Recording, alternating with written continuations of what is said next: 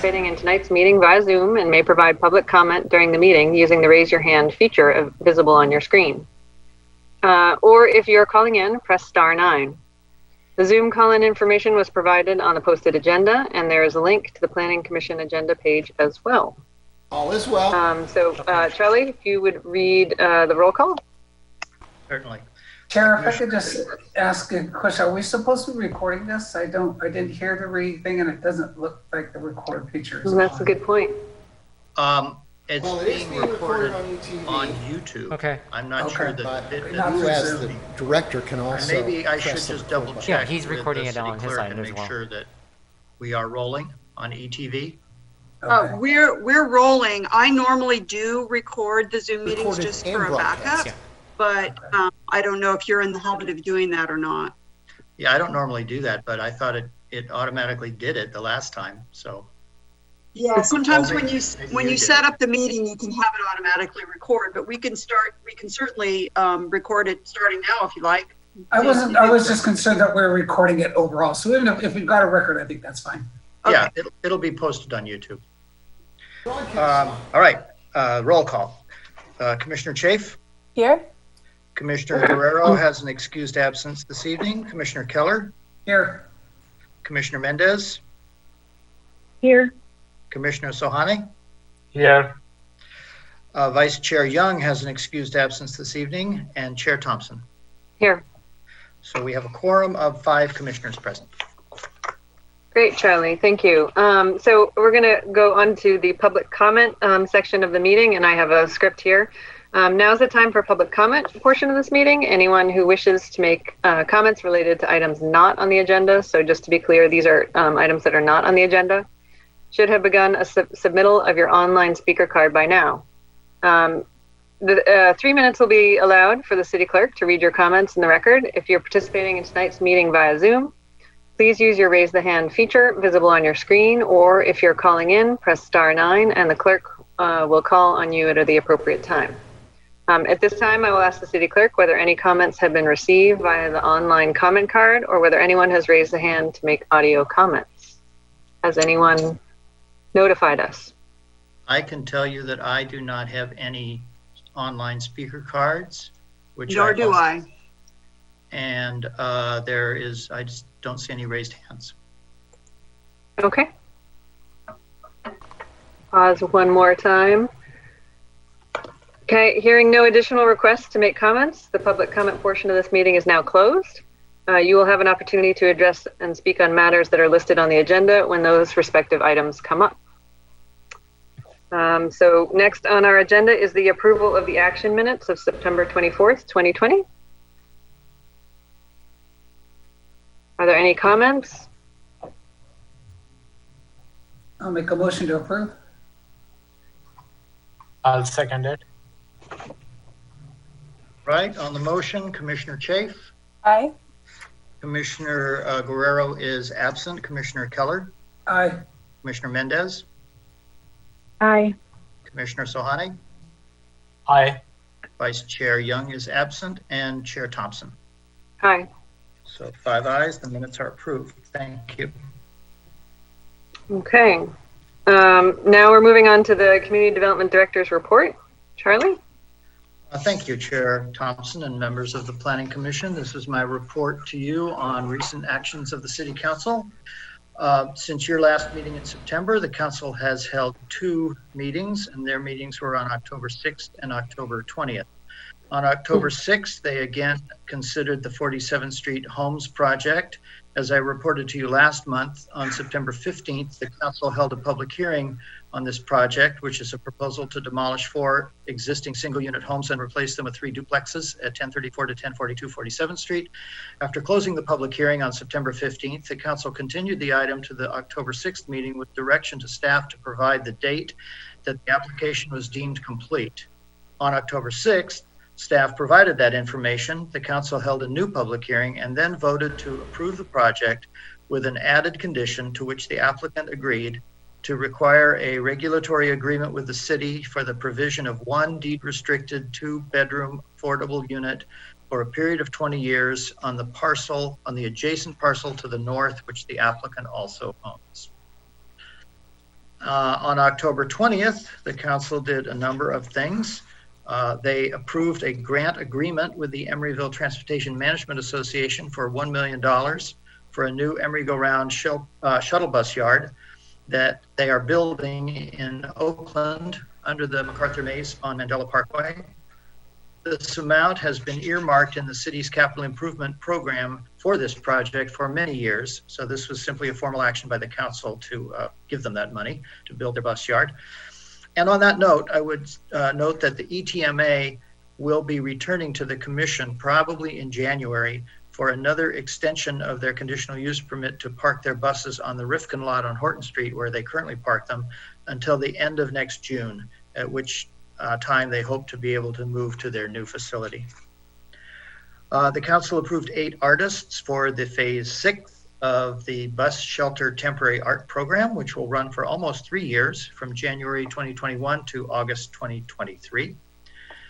The council also approved the annual purchase award for the Celebration of the Arts exhibit. The work being purchased this year is a small oil painting entitled Stucked by Emeryville artist Pravin Badia for display in City Hall. And I would note that Senior Planner Mira Desai was on the panel that selected that artwork. The council approved a regular ordinance and an urgency ordinance to limit third-party restaurant delivery fees to 15% plus the actual cost of credit card processing, applicable to all restaurants, and to be in effect until 180 days after the COVID state of emergency ends. Finally, the big news, the council approved a noise waiver for weekend and night work for the placement of the South Bayfront pedestrian and bicycle bridge. The bridge is currently being fabricated in Arizona and is expected to arrive on site within the next few weeks. It will be swung into place over the railroad tracks in the middle of the night on Saturday night and Sunday morning, either on the weekend of Friday, December 18th through Monday, December 21st, or Friday, January 8th through Monday, January 11th. And I'm sure a lot of people will be out there in the middle of the night to watch this historic event. I plan to be there. And I will say that this has been a long time coming. This has been in our general plan since 1988. So we've been waiting for this for 32 years, and it's finally happening. That concludes my report. I'd be happy to respond to any questions. Thank you, Charlie. Are there any questions? Okay. Then I'm going to move forward on the agenda. This is the time for the disclosure of ex parte communications and the identification of conflicts of interest. Is there anyone who'd like to announce anything?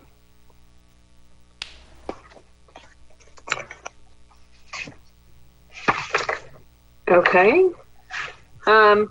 Great. So we're going to move on to, we have both a public hearing and a study session on the agenda today. We're going to move forward to the public hearing of the Ohana Cannabis Retail Dispensary and Restaurant. That I think the staff presentation is the first thing that's up. Senior Planner Mira Desai will be making that presentation.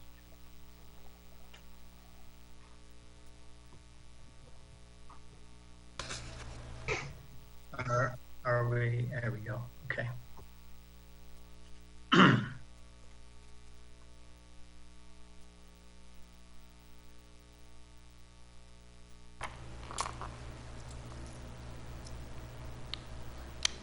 Uh-oh. Not hearing Ms. Desai.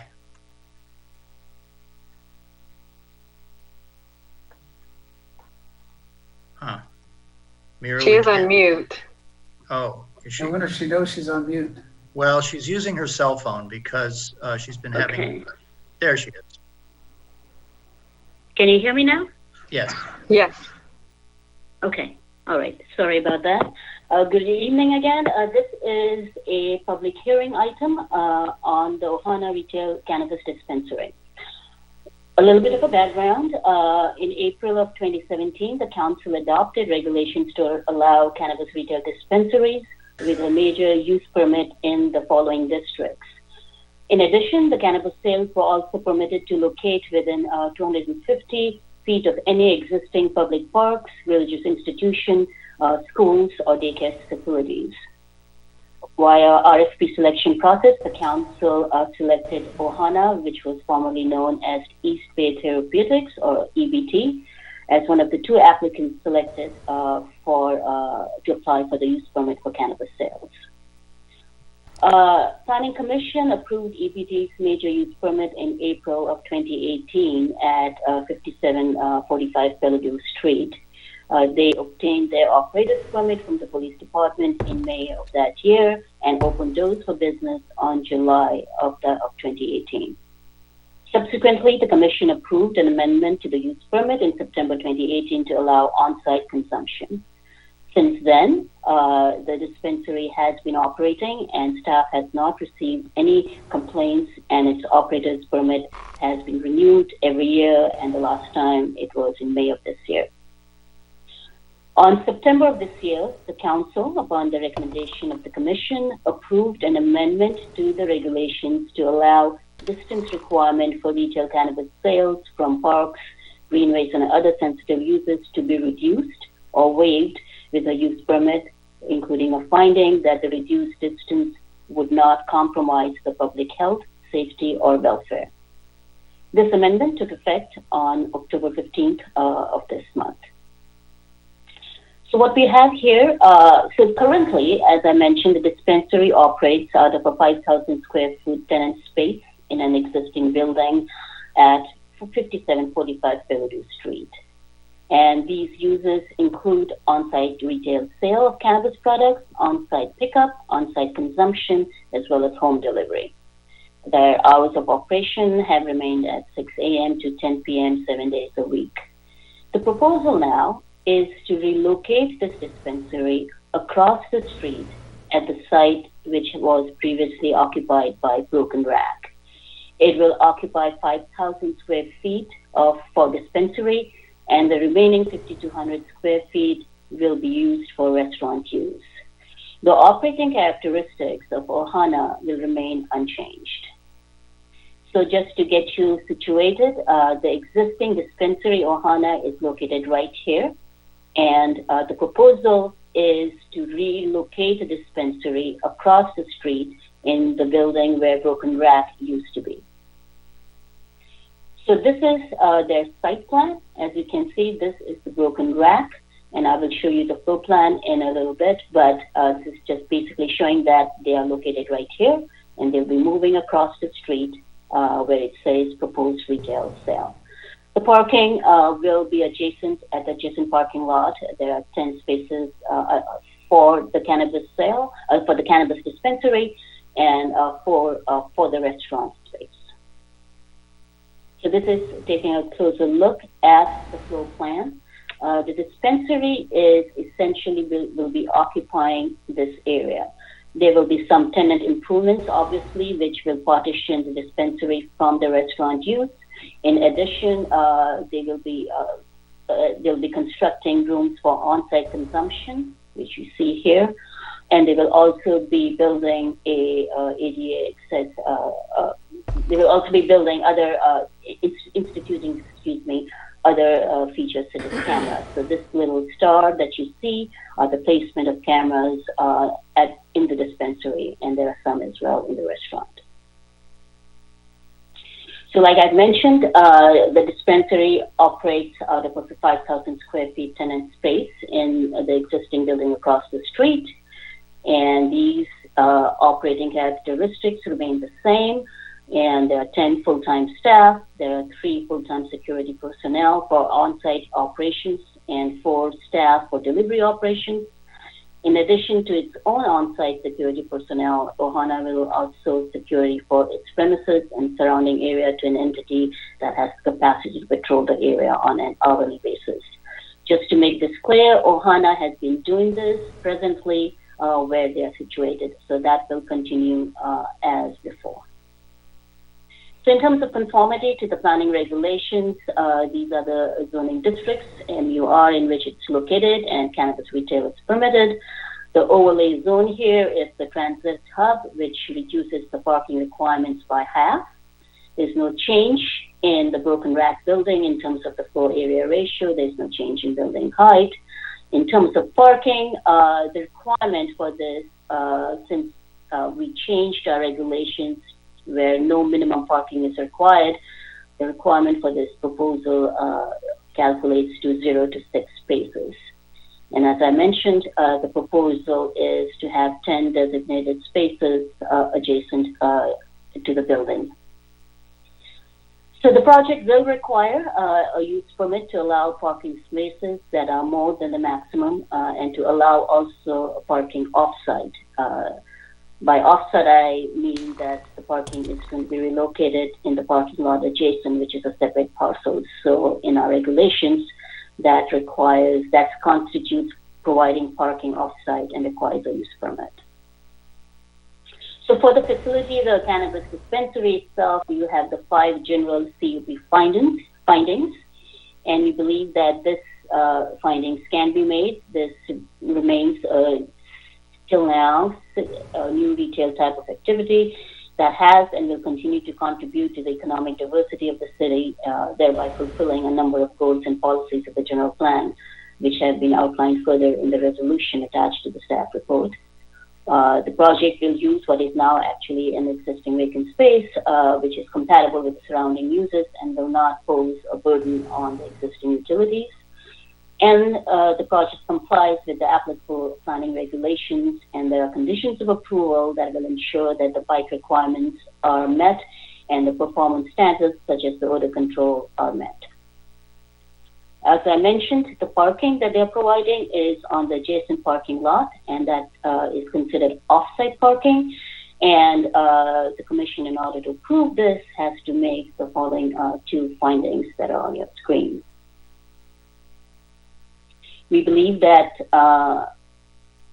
okay, I think I went back. Let me try this. Opposite here.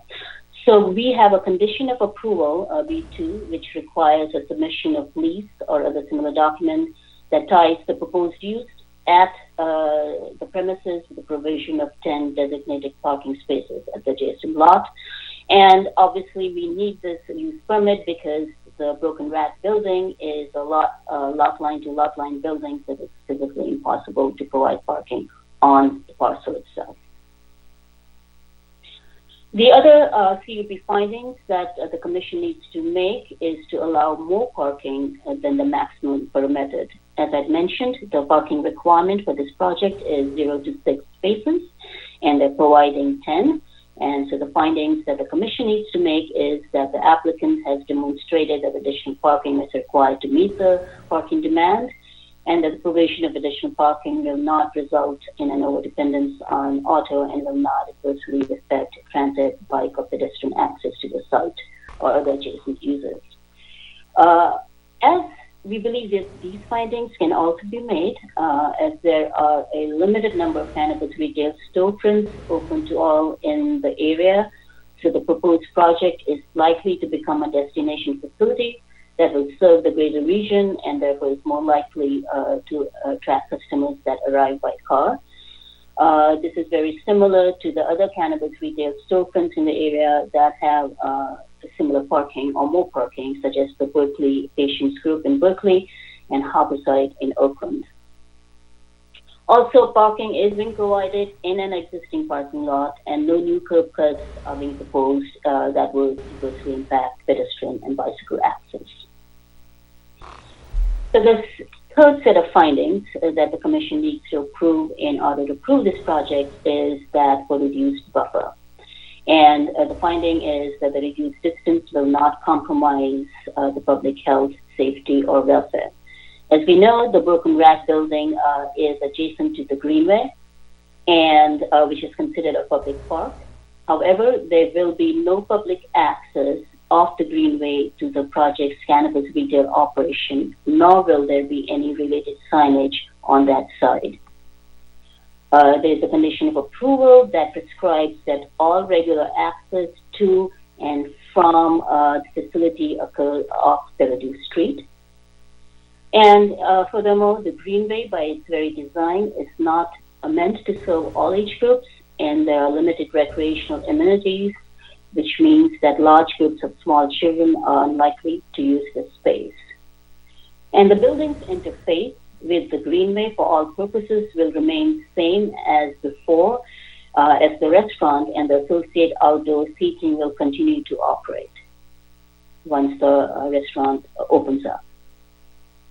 I would like to highlight certain conditions of approval that are included as part of the staff report, and one is that the cannabis consumption, including smoking, inhaling, ingesting, is prohibited in the public right-of-way or within 100-foot radius of the property.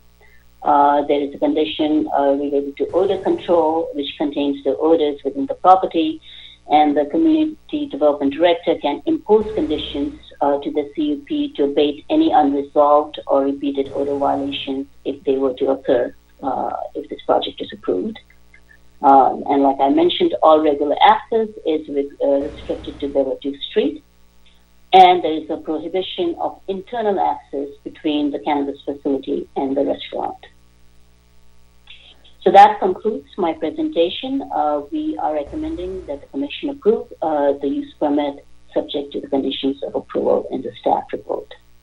If there are any questions, I will be happy to answer that. And the applicant has a brief presentation as well. Thank you, Maru. I wanted to ask any commissioners if they have any questions for Maru at this time. I do have one small question. Maru, if you could speak a little bit about the point that you made about the greenway and the reduced buffer. I wasn't aware that the greenway had a perception of being only for certain age groups as a park area. Is that something that's stated in planning documents, or was that just kind of an assessment by planning staff of the amenities that are located there? It's an assessment of what is located there and how the greenway is currently being used. Okay. There's nothing in the plans. Yeah. Great, thanks. Yeah, I had a follow-up question on that, mostly because I was thinking about the new bridge that's going in. And has there been discussion about the future of the greenway and what it'll mean to have a new crossing? As related to this project or in general? As related to, yeah, I mean, just in the fact that it will change the usage of the greenway, or potentially. It is a certain distance away from the bridge, and it does provide connection for pedestrians and bicyclists, and that will continue. So in terms of the cannabis facility having, the impact of it being closed, in terms of use, the greenway will continue to operate as it is. In terms of the interface of the building to the greenway, that will remain unchanged. Like I said, there will be no signage. There will be no, movement. There is a door, but that is only meant for emergency egress. So for all purposes, the building will continue to function, interface with the greenway as it is right now. Okay. Thank you. Are there any additional questions? Yeah, I have one question. This is Deepak. So the 10 parking spaces that you mentioned, is that part of the existing parking lot? That is correct. And is that that doesn't include the street parking that is present on the street, right?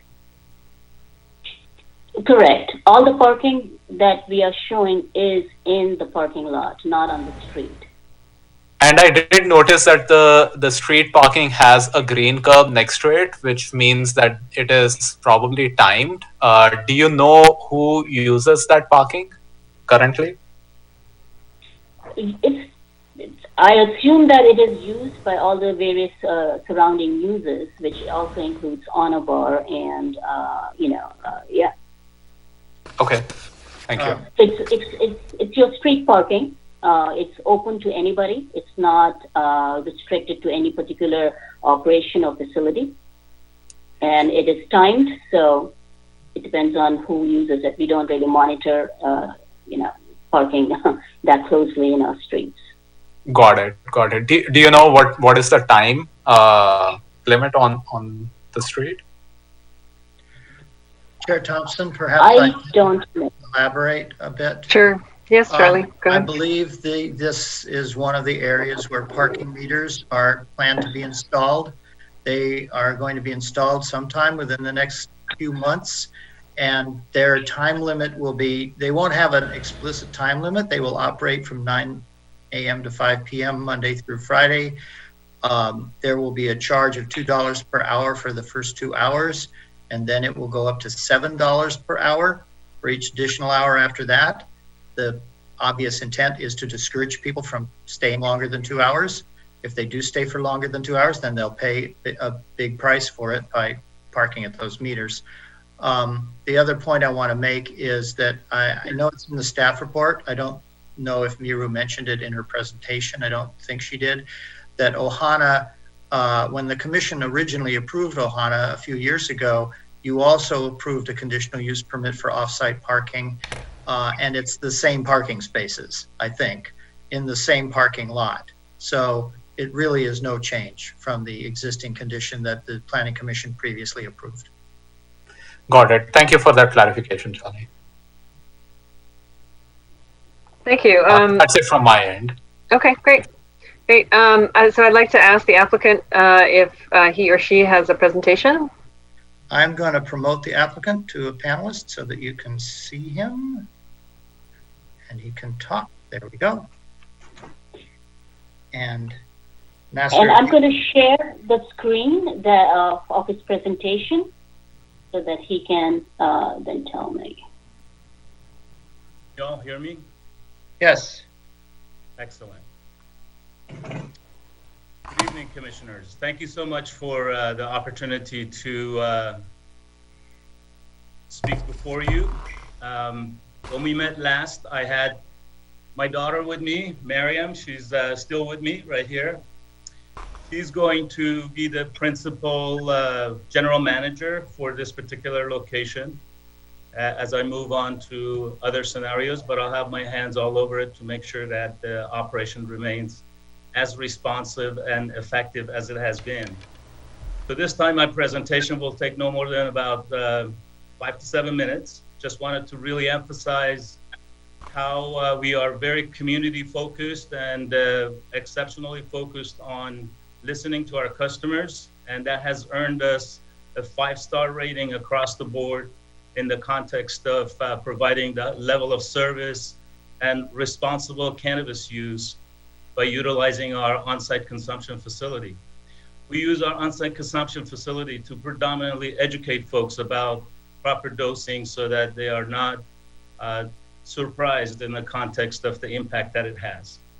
As the slide shows, we've been very effective in our business plans in the context of exceeding our goals year over year, and obviously working feverishly to make sure that the community benefits from our presence in Emeryville.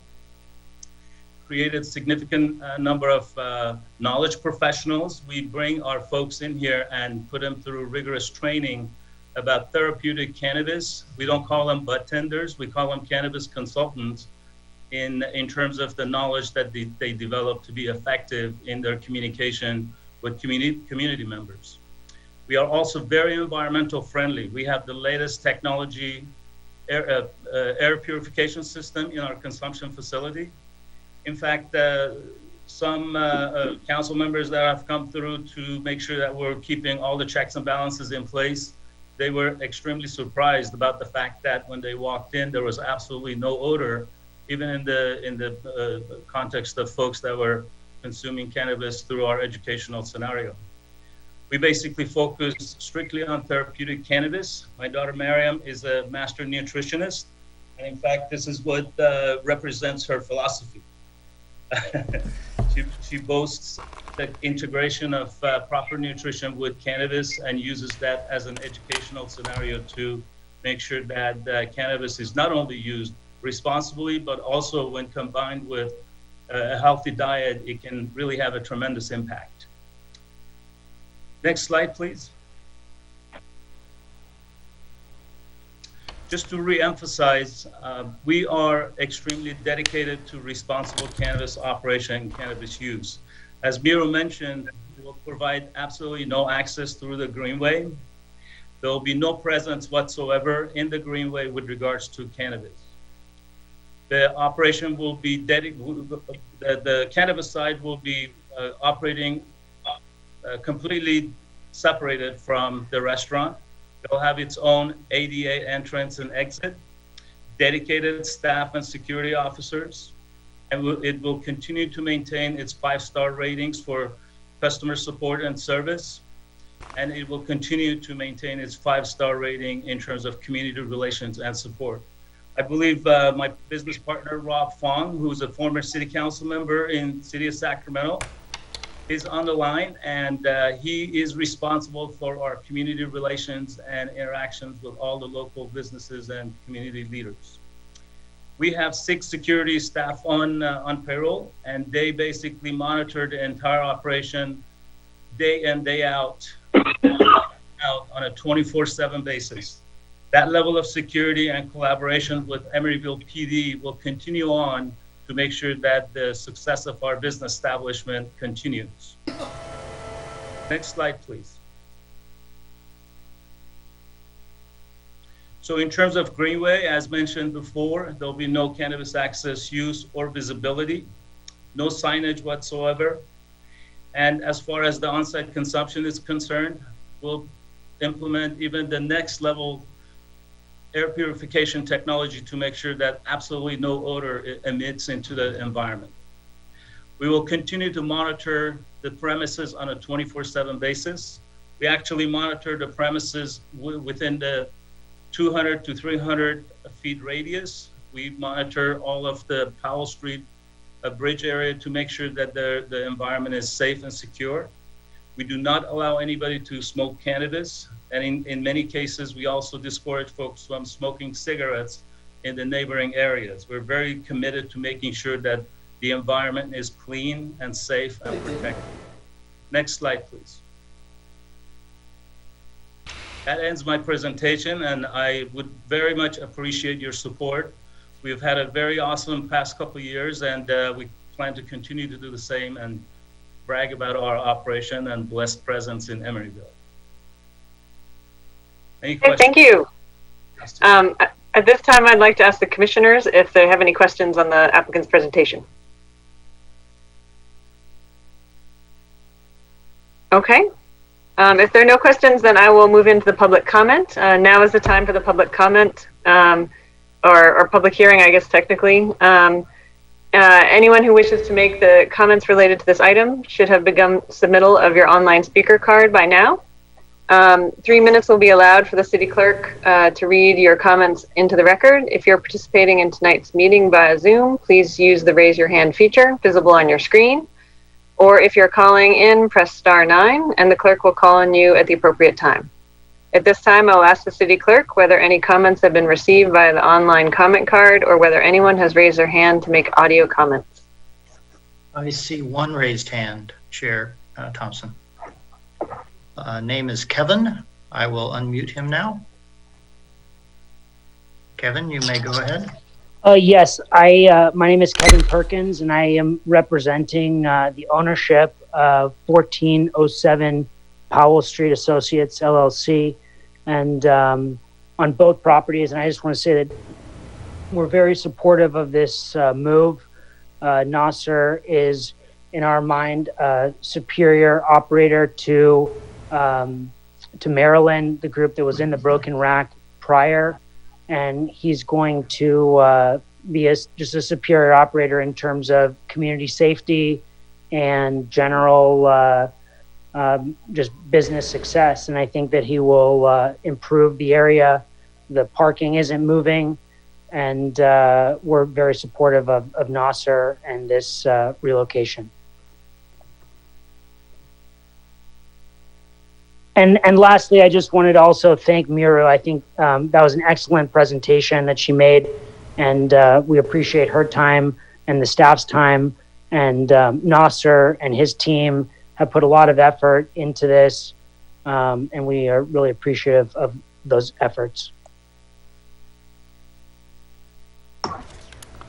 Okay, I see no more no more hands raised and no online speaker cards, Chair Thompson. Okay. Well, in that case, I'm going to officially close the public hearing. So it's closed at 7:06 p.m. And then now we're going to bring this item back to the commission for deliberation. Are there commissioner comments at this time? I'm going to just call on people. Commissioner Keller? No comments other than I support it. I think, being across the street, this isn't like we're moving a business in from another part of town. It is like basically in the same area. I think he's a very good business for us, and I'm really hopeful that his business and the money it makes will flow over into the Broken Rack and continue the support of that restaurant. I think that business has been in town since I've been in town, and I'd like to see it continue. So I'm hopeful that, his business acumen will help keep that afloat, keep it going. So very much in support. Thank you. Okay, thank you. Commissioner Chafee? Thank you. Thanks for the presentations. I don't really have many comments either. I think the one thing that I'm a bit concerned about, and this follows on my question earlier, is that the part of the Greenway where Pelodeau Park is, in my mind, it hasn't been used very actively, at least at the times that I've been through there. And I think it could take some reactivation of some sort. And so I'm actually a bit concerned about there not being more of an interface between the businesses and the park. I think it might be a bit of a missed opportunity. I'm really glad to hear that the seating area for the restaurant is going to remain. I understand that there may be security concerns or concerns about consumption that would happen if there's more of a porous interface between the businesses and Pelodeau Park. But I do hope that there is some way that, with security in mind, that we can encourage people to use that part of the park, to use the Greenway there, maybe in conjunction with the businesses as well. And can I ask the applicant a question at this time, just to address this comment a little bit? Yes, I demoted him from panelist, but I can certainly have him speak.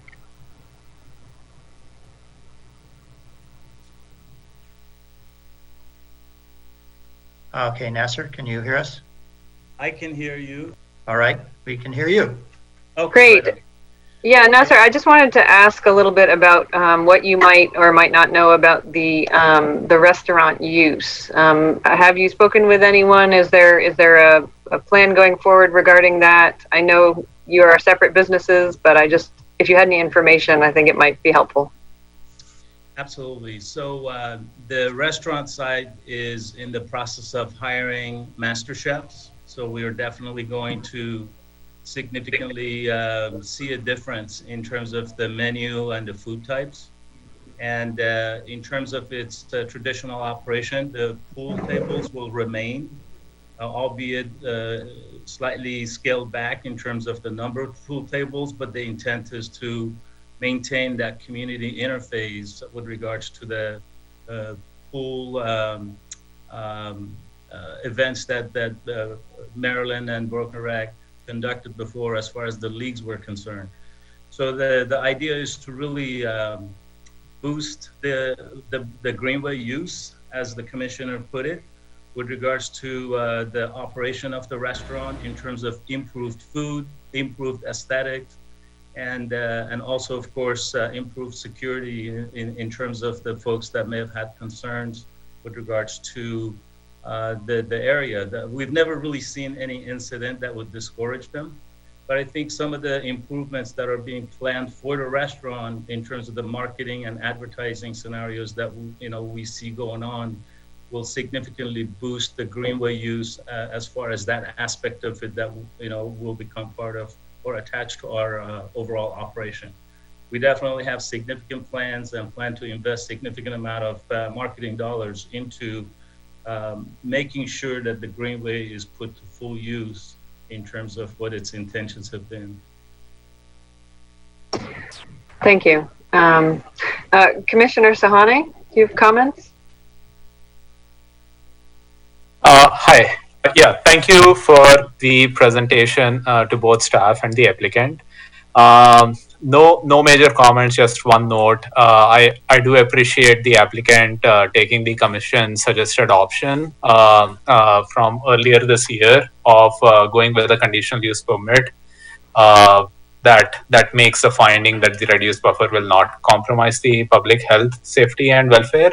and through a combination of staff's findings and the application's operation plan, as well as other security measures that they are taking, I am confident that this will be a new type of retail that adds diversity in the city. And I hope that the applicant continues to maintain high standards for items like odor control, security, and operations as they have in the past. I'm in support of this move. That's it. Thank you. Thank you, Commissioner Sahani. Commissioner Mendez. I also don't have any major comments, just also would like to express my support for this. And I would like to echo Commissioner Chafee's concern about activating the greenway more. It would be nice to maybe have portion of the restaurant spill out into the greenway and really populating it with some activity there. So that's it for me. Thank you. I think I am the only one left. Yeah, my comments are similar to other commissioners. It's wonderful to see the reuse of many of the industrial buildings. It's wonderful to have responsible cannabis business that can fill these spaces, and to have responsible operators. So I am in support of this. I too have the same concern about the activation of the greenway. I think it will only increase in popularity, particularly with the bridge and as well as developments to the south. So as long as there can be enlivening through the restaurant, I welcome that opportunity in combination with this other business.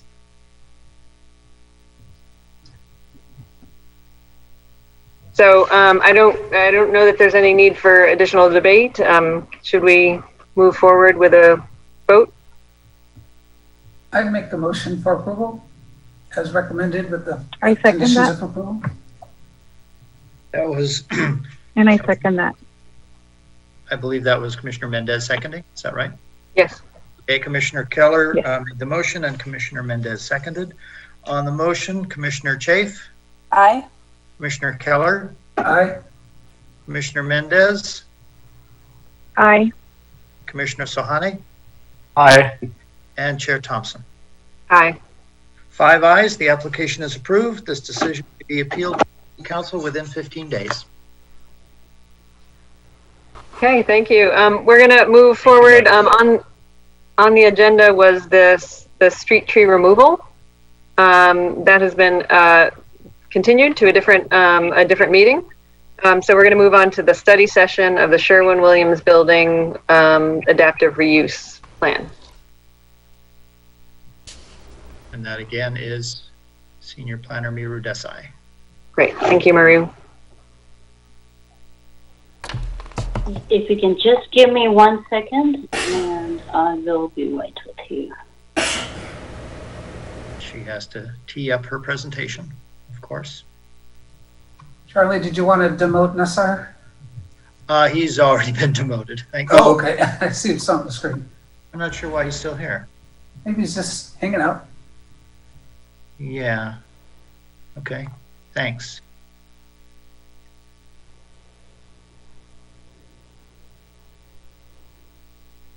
Oh, okay. He's gone. Oh, now Kevin's there. This is odd.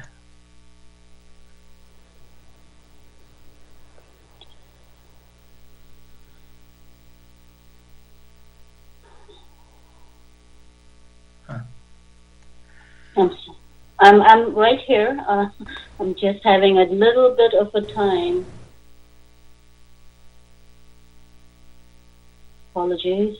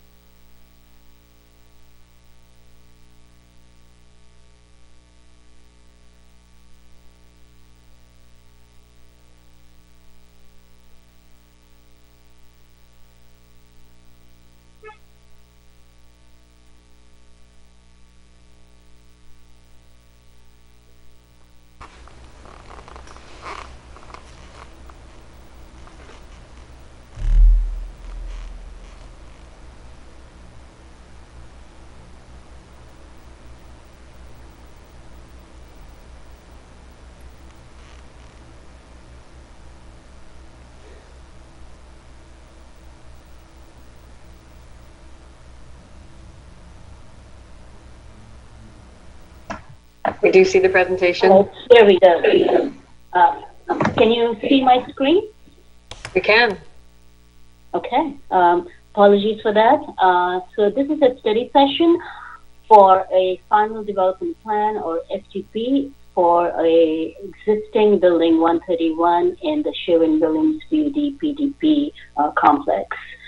In November of 2016, the council unanimously approved the SHERWIN Buildings BUD PDP to redevelop the former SHERWIN Buildings paint factory site and include an adjacent city-owned parcel, and including reuse of an existing building for office use and constructing 4 new buildings that would accommodate 500 residential rental units and development of approximately 3 acres of public open space. Subsequently, between January 2017 and February 2018, Lanal Multifamily applied for and received approval for 2 FDPs, one for the public park and open spaces, and the second for construction of 4 new buildings. Construction right now is currently underway of building B2, and preps have been made for building B1. Lanal has now entered into contract with Steel Wave LLC, who has submitted a final development plan application for the adaptive reuse of the existing building 131. So in order to approve a FDP, the Commission needs to make 2 main findings. One, that the FDP substantially conforms to the PDP, and any changes and conditions of approval specified by the City Council in its approval of the PDP have been met. So in terms of the relevant PDP conditions of approval that apply to this FDP, one is in terms of its use. So the PUD conditions outlines possible uses for this existing building, and says that in addition to office use, all non-residential uses that are permitted in the MUR zone, which is the underlying zone of this site, that have an estimated parking demand that is the same or as or less than that of offices are permitted. The other condition that is relevant is regarding the retrofit of this building for creating a permanent public pass-through alley. It states that the pass-through alley shall begin with an opening at the western terminus of 45th Street at Horton Street and shall extend west through the building unimpeded by other structures to the park and open spaces. And the width of the alley is specified to be approximately 24 feet, and that it needs to be designed such that the cyclists are not required to dismount and are able to move through the space continuously between the proposed public park and the 45th Street.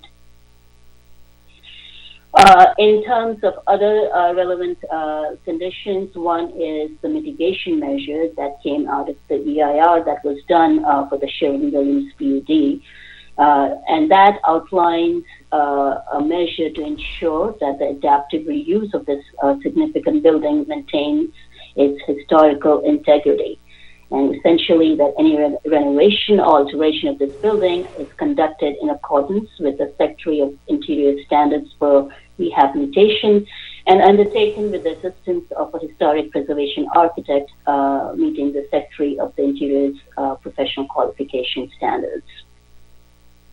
This measure basically outlines the requirement that the preservation architect review the renovation plans to ensure compliance with standards, and that this architect regularly evaluates renovation as it gets constructed and submit status reports to the city's planning division.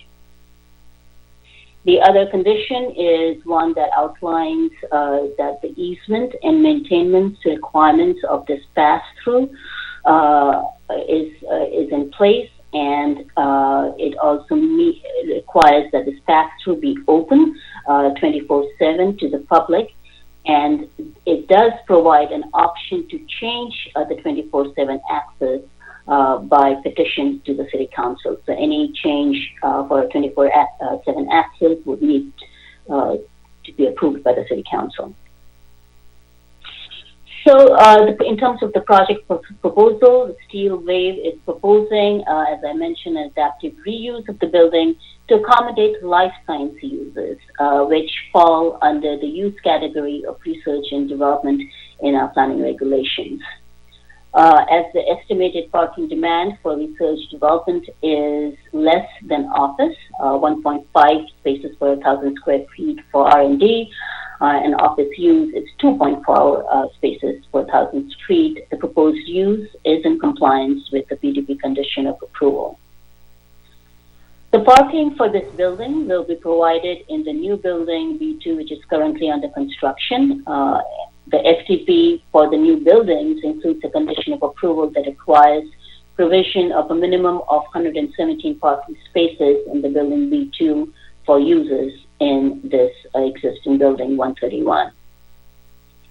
So the key proposed modifications to the building that have been proposed can be grouped in 4 main categories. One is the pass-through itself.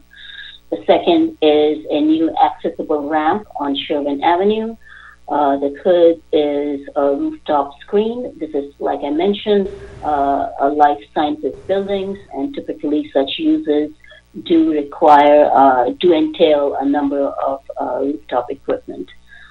And therefore those need to be screened.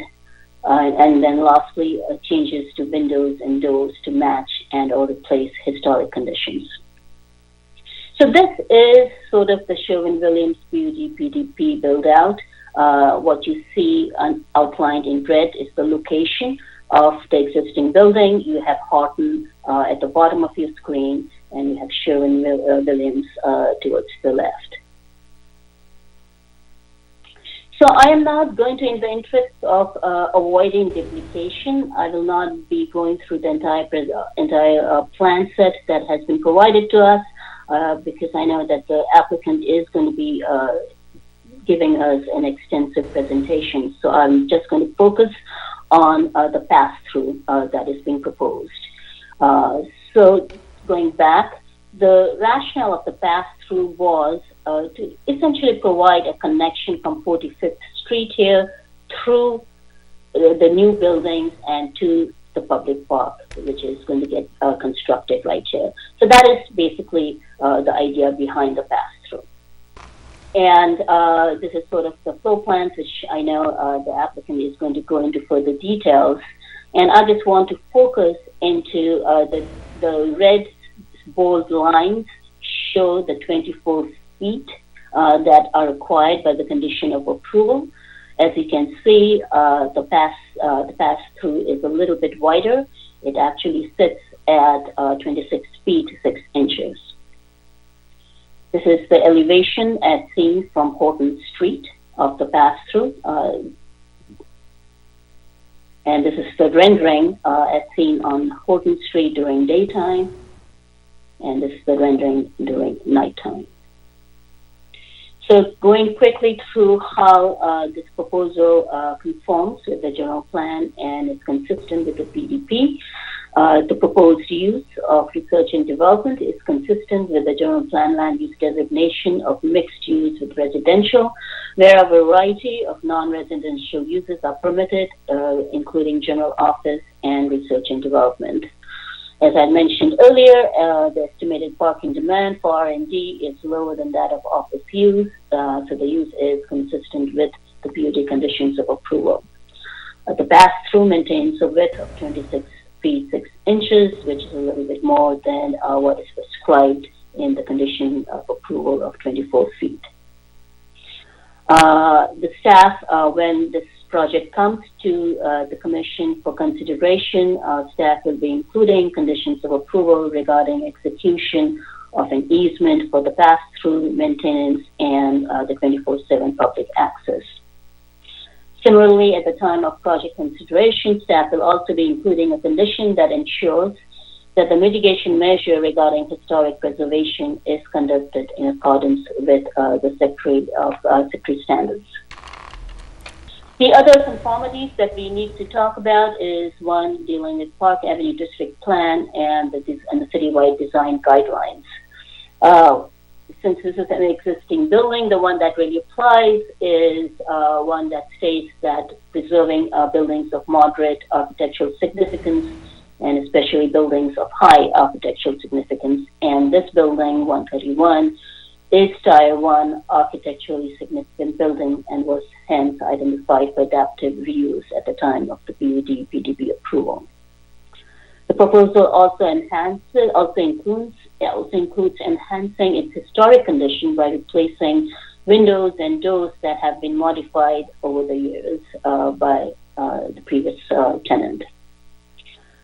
The proposed modification of a pass-through will promote also a creation of highly walkable and attractive places, which is also a Park Avenue District Plan guideline. In terms of the citywide design guidelines, as this is an existing building, there are a limited number of applicable guidelines. The ones of relevance include one related to concealment of mechanical equipment and using screen materials to buffer and other buffer to minimize noise and visual impacts. The proposal does include screening of rooftop equipment, and it also conceals electrical generator within the building. So the issues to be considered by the Commission is, does the Commission believe that the proposed design of the pass-through is acceptable? Is the Commission satisfied with the proposed design and material of the roof screen?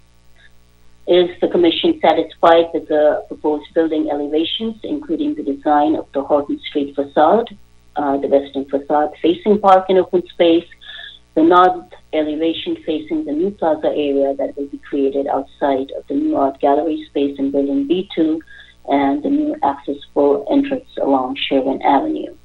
And of course, any other comments that the Commission may have. Before I round off my presentation, I would like to mention that the staff report and the plans that were included in your package talk about issues through the pass-through where the bicyclists may need to dismount. With further conversations with staff, I believe the applicants have moved away from that, and the other concerns regarding safety, they believe that they can address that without the cyclists having to dismount.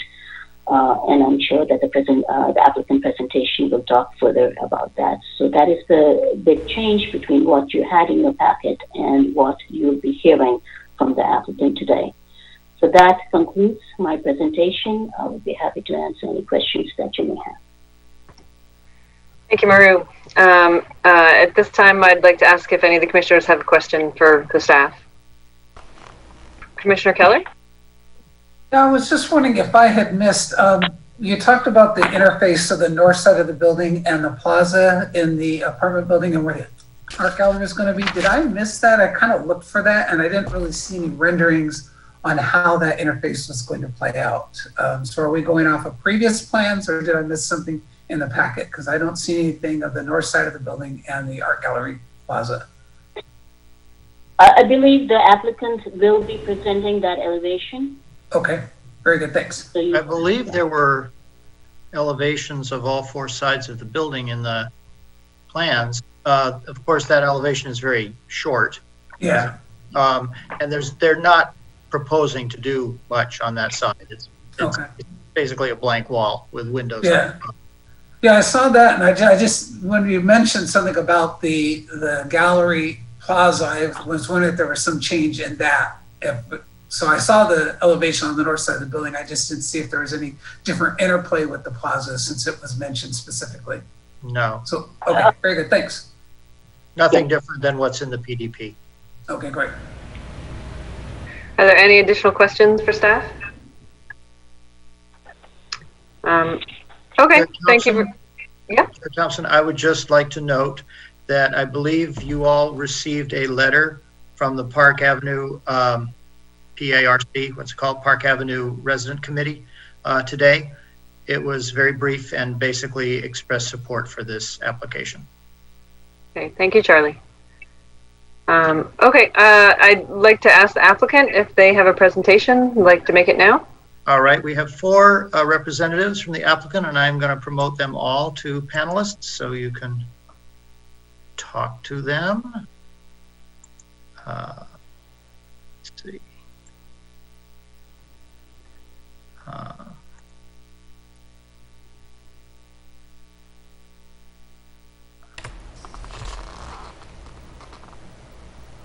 Okay, I think I have done so.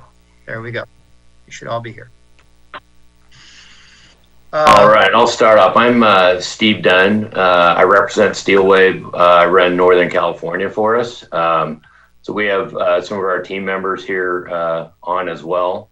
Ben Yu is also my partner in the firm. So we are a Bay Area firm. We've been here for over 40 years. I've been with the firm for 25. And we're really excited about this building. 1450 Sherwin is just a super cool building in itself. So, you know, we really want to do less than more with it. We just want to accentuate what's there and tie it into the residential project next door.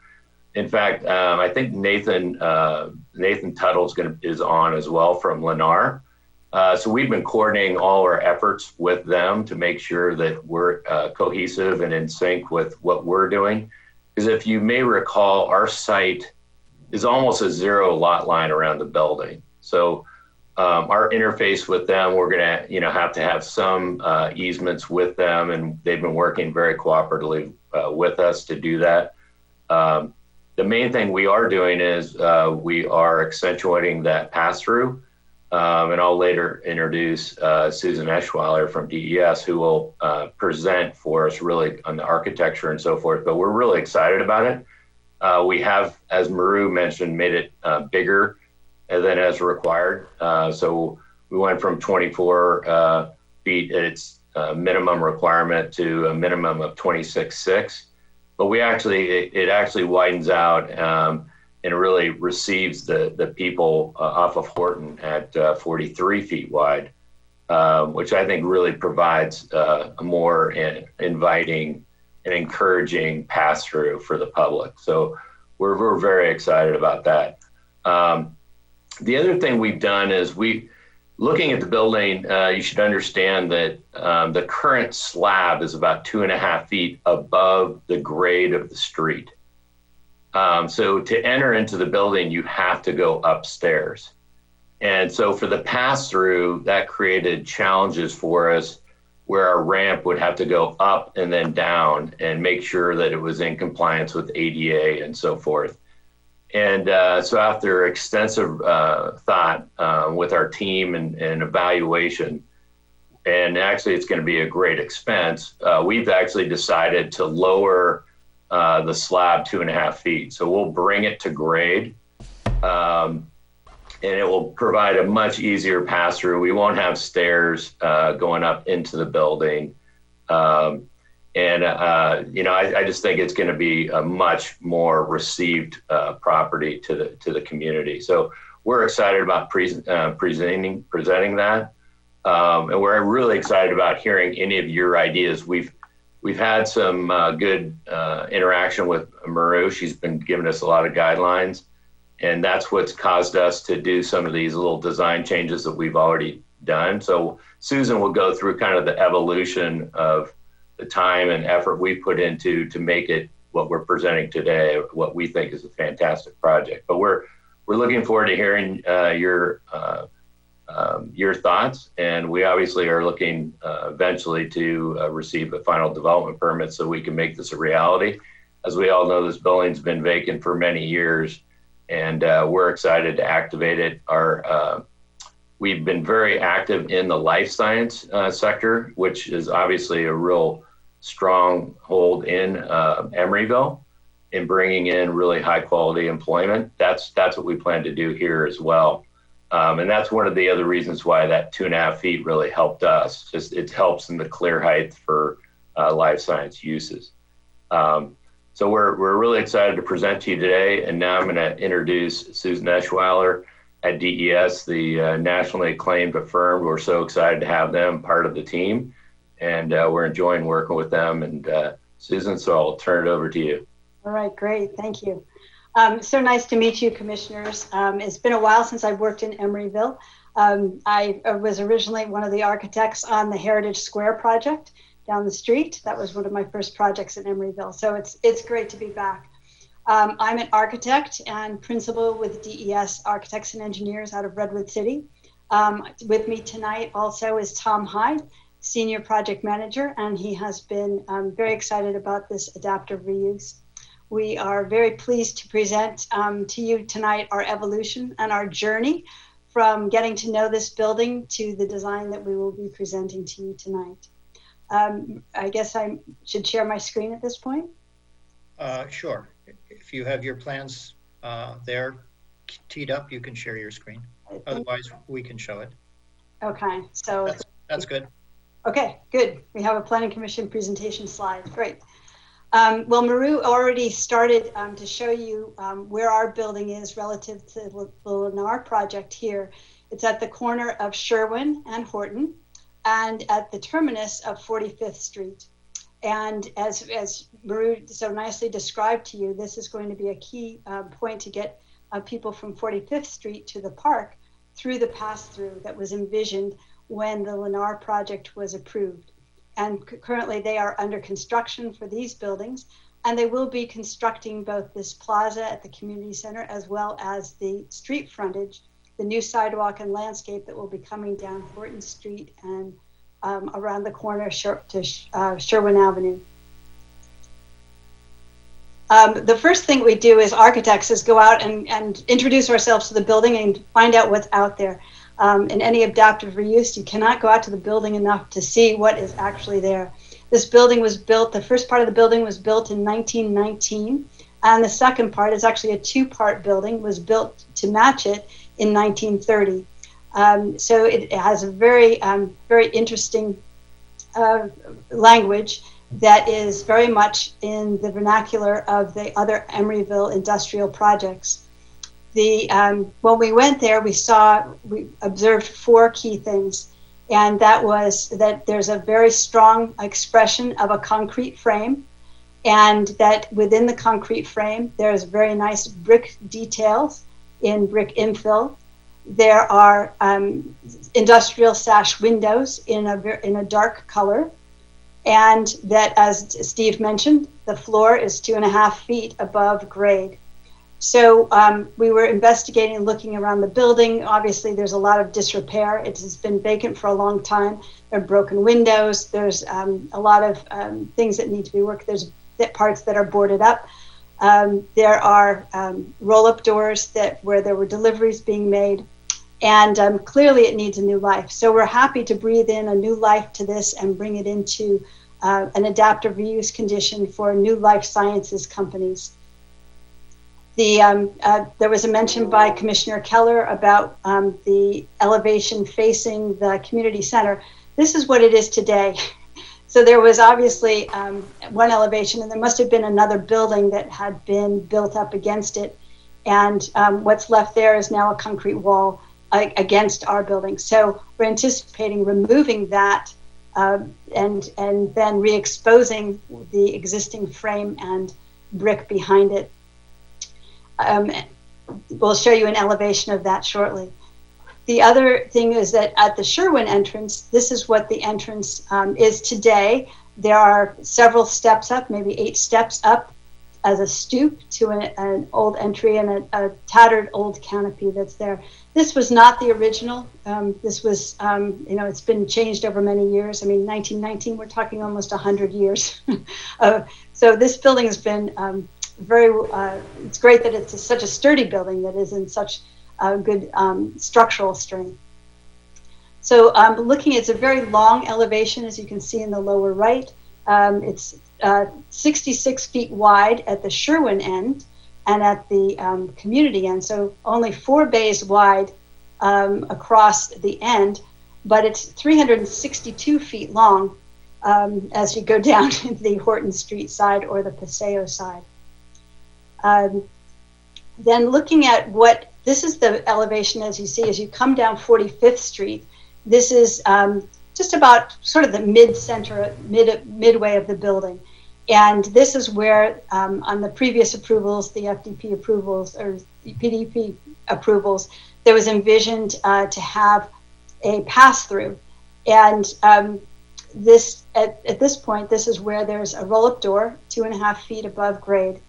And we looked at what the frame was, and we said, well, this is a great opportunity to make more of a visual statement here at this terminus, where we're going to have the pass through and make the connectivity for the community to the park beyond. So we look down, okay, looking at the angle, it's all the way down. So we're really at the midpoint of the building. You have many bays beyond. And here you see that 2.5 feet up, and the framework as it is today with the roll-up door. So then the first thing that we did was start to do sketches. What could we do with this? And this is before we thought about lowering the floor. How can we activate this portion of Horton Street, make this a marquee for the entrance to the building, to the entrance to the pass-through, make it a statement, and really connect with the community. We know that we would have to have steps up to get to the entries of our suites, and we have the pathway for the bicycles to continue on through, bicycles and pedestrians to continue on through towards the park. So our first sketch, we'll show you several sketches and how we evolved and what our journey was, and to get to the presentation of our preferred design today. At this point, we were looking at doing, one of the things that we noticed on this building, as I mentioned, was this very strong frame. It's a series of frames all the way up and down the elevation, infilled with the brick. And some of Lennar's residential building, they also reiterated this frame idea in order to blend with this historic structure. So one of the ideas was to create a metal frame that would be an accentuated area, and add new glass and some sunshades, metal sunshades, that would create this kind of marquee over the pass-through, so that as you're coming down Horton or 45th, you're really seeing this. It's a visual focus. And then up above, we see the roof screen, the new roof screen beyond that we would need to add for our mechanical units. Currently, there are no mechanical units on this roof. It's mostly a, I guess, naturally ventilated building where they just opened the old windows. So our second sketch was, well, what if we exposed the framework itself and didn't apply anything, but we kind of carved into the building? And maybe we'd do a glass balcony that would be out facing Horton Street. We still have the stairs up and the entries to our suites. We liked this, but there were some issues with the idea of making a curved glass behind and trying to open up the floors, which structurally needed to be there. We couldn't really carve away that much. So then we looked at our third sketch was to look at application, so applying on the outside of the building.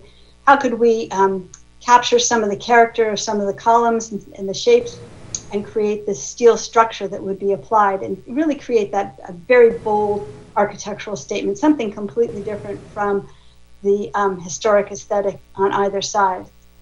And then lastly, it was like, well, maybe that was too much, that was too big.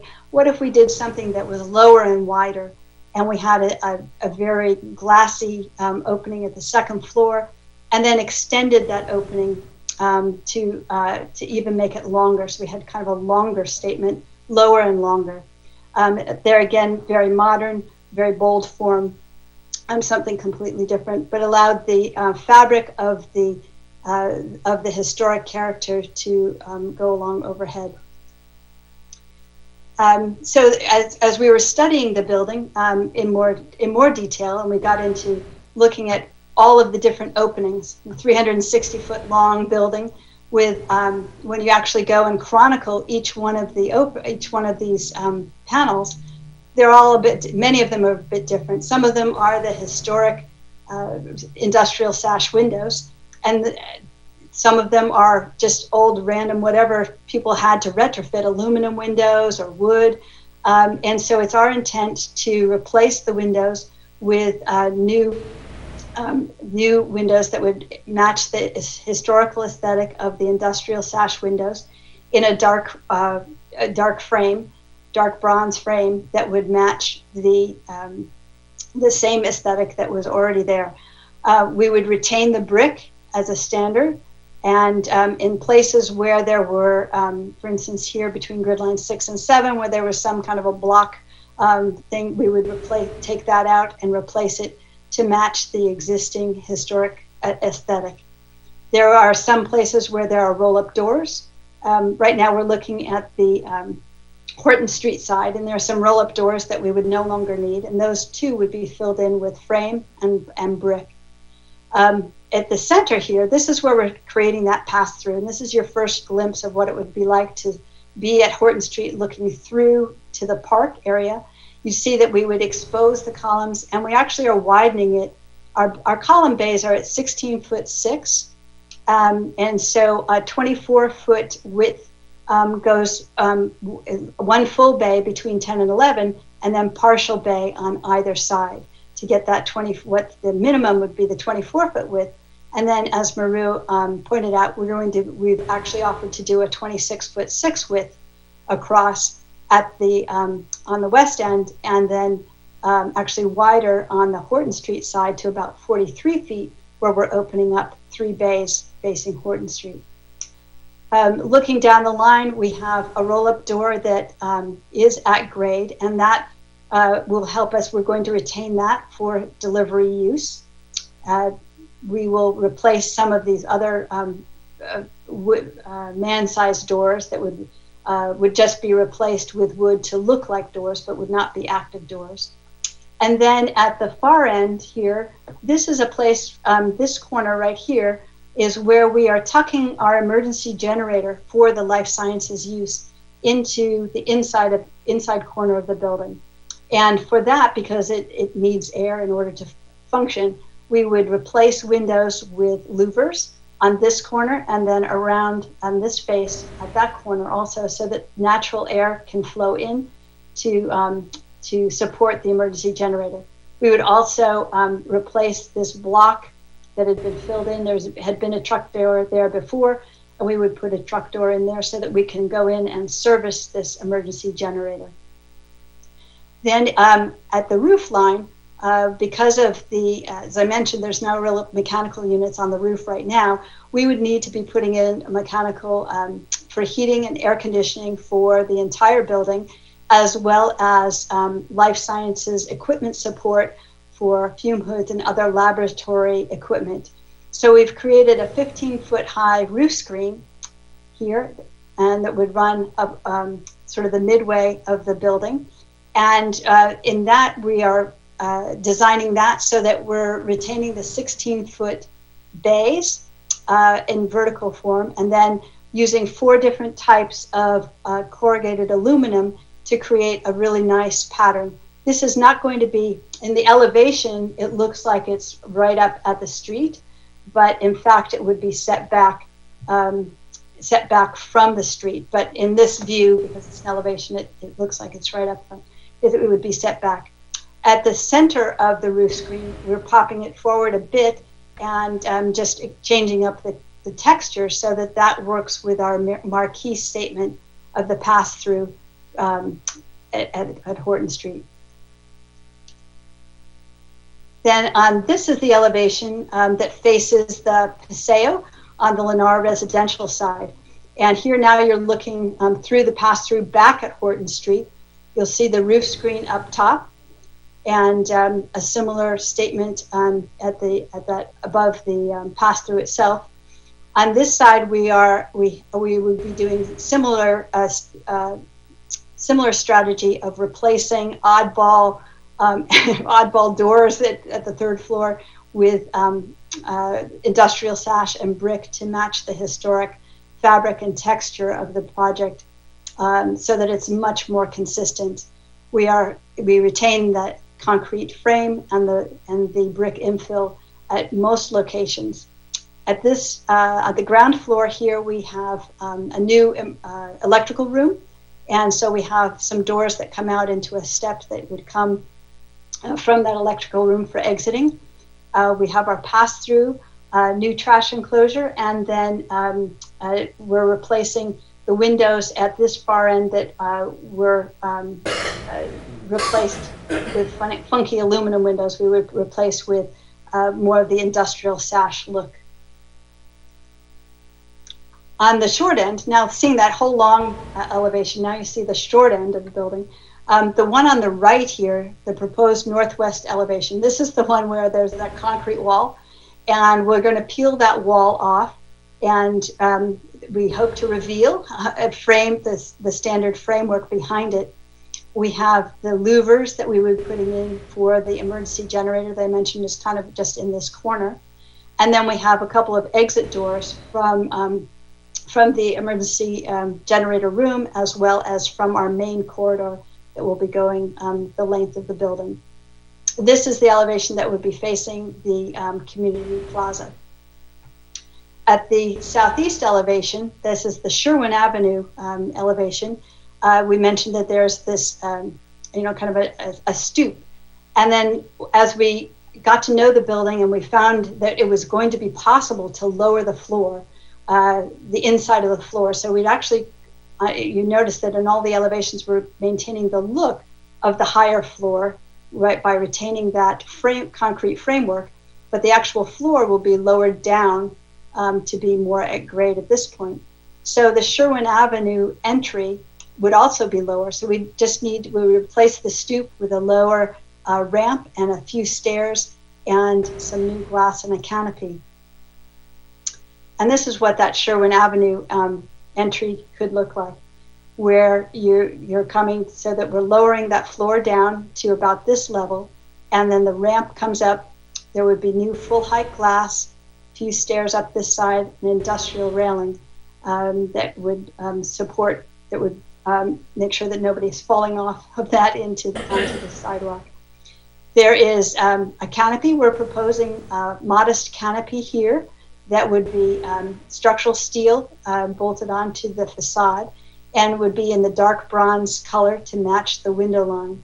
And we're going to use this canopy. It's going to be a recurring theme. We're using it on the Horton Street side as well as the Paseo side. The building itself, looking at the floor plan, it's very unusual because it's 66 feet wide, as we mentioned, 360 feet long. So we're setting it up so that it is, we have our wonderful pass-through that's coming through the middle of the building, and that is really our activation space. That's where our entry will be, coming in off of Horton Street into our main lobby, and we'll have our elevator and our stair, restroom core. This will be the main entry core. And then there will be corridors that will go down on either side, and those are the exit ways. Stairs would come out and exit out either end. And you can see that on the upper floors, it's a similar setup where you come up to a lounge or common area with a stair, the elevator, and then the restroom core, and then corridor passageway on either end down to the stairways. And then these on either side of that corridor would be cut up, would be a division for offices, laboratories. There's no tenant yet, so we're just speculating how those layouts might work. But you'll notice also that the 16'6" rhythm is throughout the building, as well as on the interior. The columns on the exterior are square, and the columns on the interior are round, for the most part. And so that's just an interesting feature. And at all levels, they have these very, each one of the columns has a different kind of capital. Some of them are conical, some of them are angular. And so that's where we get some of our inspiration for the angle of the canopies that we use. I mentioned the angled canopy, tapered canopy here at the end of the Sherwin, elevation. We have a similar canopy at the Horton Street, and then another canopy also on the western side facing the Lennar residential park. So getting into the details of how does this pass through really work? We have the requirements of the bicycle path that would be coming through, and it would be two-way. This is 12 feet wide, and then that would be delineated in a lighter concrete, and then the new concrete because this is all at a lowered floor, all of this concrete would be new, and the darker indicates where the pedestrians would walk. We no longer need to have stairs because we've lowered things down, and we would come directly into the main lobby. We're using a lot of nice textures in this with the two different colors of concrete to delineate the passageway, as well as a cobble band that would be the cobbles would be concreted in, so they'd be sturdy, but it would be at both a visual and textural indicator of bicycles not to cross over into where the pedestrians would be walking, and similarly that the pedestrians should not just like walk over into the bicycle way. We're also using natural wood benches that would be placed in this cobble band that would be nice resting spaces for people that are walking through. And we're using shade-loving plants and planters that are inspired from the Lennar project as accents on as you're going through. We have our main entry doors into the main lobby, possible other tenant doors here, and we have, as I mentioned, the corridors, the passageways will have doors at these locations too. So there's a bit of a crossing and some bollards, lighted bollards at the center and lighted bollards at the entries all across here. This is a sample of the lighted bollard.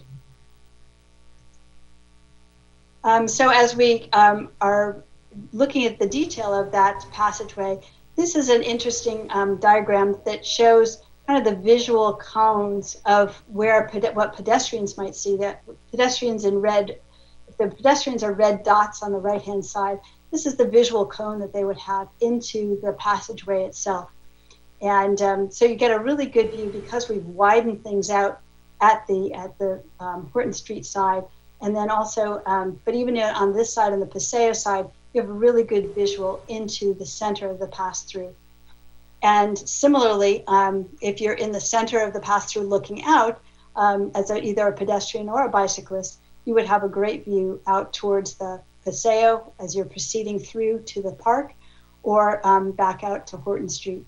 And I'll just point out here that it's in the Lennar plan that there is an improvement, a bulb out here on the Horton Street side with a crosswalk, and so that there's really good access for the community coming from 45th or the other side of Horton Street to come on through to the park.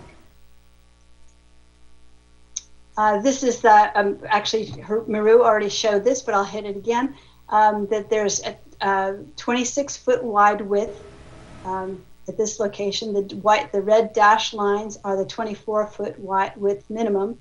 We have a 12-foot wide bicycle pathway here, which gives 6 foot in either direction, which is a really good size for bicycle paths.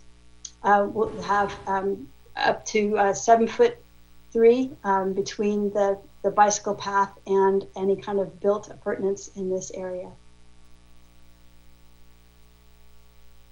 Across the front, we've widened it because we've taken 3 bays to widen the entrance. We've got almost 43 feet across this way. And as we developed from our sketches, we liked the idea of expressing the concrete. So our first submittal to the city included the work on that frame. We really liked that first sketch that had the frame. We didn't feel that we wanted to do it in metal anymore because as we're embracing the concrete nature of this building, and got rid of the idea of doing any kind of metal fins across the front. We also found, as we explored the inside of the building, that these columns have very nice angular capitals. They have very interesting sculptural shape. So we'd like to express those. And so we took off any kind of metal clad columns in this area. But this elevation is really still applying a frame and glass to the outside of the building. We like the full height glass because we could see all of the activity on the inside. Particularly, this is a northeast elevation, so it's not going to get a lot of glare. It's a really nice light that would be let into the building as well. At the grade level, as we explored lowering the building and found that we didn't have to have any stairs anymore, we have a very nice flow of bicycles and pedestrians through the pass-through. And as you can see, we're planning to fully light the ceiling so that there's good daylight in the pass-through at all times, 24/7. But we got feedback from staff that there was kind of a preference for our sketch B, which had expressed the frame of the building more and kind of kept more of the historical nature that way rather than applying something to the building. So we went back and re-looked at what could we do without doing the curved nature, curved glass, but really express the concrete columns and the concrete floors, and came up with a new version that is now our preferred version, that has the full height glass and a really nice metal detail that sets the glass back from the concrete. And so you've got that same rhythm of the historic nature of the facade as it comes along, but it's reinterpreted in a glass and metal version. We have the metal canopy that is angular and captures some of that character of the columns that inspired us to do that metal canopy, similar that is on both the Paseo side and the Sherwin side. And of course, we have now our refined pass-through. You can see that the floor level is lower, more at grade with the street. And I should point out that there is actually a grade change from this side of Horton. By the time you go through the 66 feet of the pass-through, you are about 18 inches lower. So there's a slight ramp to a slight slope of the bicycle path and the walkway, but it would be ADA accessible as it goes across the building. The entrance. I'd like to add one note, Susan, just sorry to interrupt you, but what's also really cool about this, we're looking at this, is that we gain 2.5 feet on that ground level of height. And that just brings in more light, more attraction for people to more easily pass through. So I think that really added to it. We're pretty excited about that. Yes. Yeah. Thank you for pointing that out. That's great. And we can see into the lobbies, and we'll have glazing on both sides. So this is a view of actually your experience going through the pass-through. And now, as Steve points out, you sense the height of it. It's a really nice proportion. And you'll be able to see through. You'll have the cobble bands. You'll have the really nice soft wood benches along the way. And you'll have areas where people can walk, where people can bicycle, have access to the building, to the two tenant sides. We're envisioning that there would be a ceiling with a slight coffer, and we'll be looking at using LED lighting to provide a maximum amount of light at all times of the day and night, so that you will be able to see very clearly and feel very comfortable in this space. I'd also like to point out that we're preserving the idea of the concrete, and so as the columns will be exposed, we will be stacking and patching them to keep that concrete texture and color, and as well as pouring the new concrete in light color in the bicycle way and a darker color in the walkway areas. And now looking from the Lennar side of things, as you approach the building, you'll see that here's the pass-through and the nice canopy that recalls the canopies from the Horton side and the Sherwin side. We have the roof screen above with our 16-foot module and the variations of the corrugated metal. And this is, remember, set back from the facade, so there's like a wedding cake effect there. The frame itself, you'll notice that Lennar has picked that up on the building that's adjacent. So we have that kind of, that frame look is a very consistent architectural feature throughout the park. So we're really knitting together all of these buildings in a very nice architectural vernacular. And then as the sun sets, this might be a sunset view, because this side is facing the west a bit, and you'll see it as the lights are coming up. You would see that it's very well lighted and very welcoming. And again, that height really helps, because you don't feel like you're a little mouse hole going through. It's really a very pleasant and welcoming pass through. And here at last is the night shot from Horton Street. And we would anticipate putting lights in the canopy that would light the columns to say welcome, come through our pass through. We'd have the lighted bollards and certainly the lighted ceiling plane as it goes through. Here's a view into the main lobby, and you'll be able to see the life of the building up above where the offices and laboratories will be. And so this is our final rendering and our proposal to you. At this point, we'd like to open it up for questions and comments, and we welcome your ideas. Thank you. Yeah, I just one note that we think that everything we're doing here is in compliance. There's no variances we're asking for. Again, we're really working well with Lennar to make it a real comprehensive, cohesive project. So we look forward to your comments, and thank you.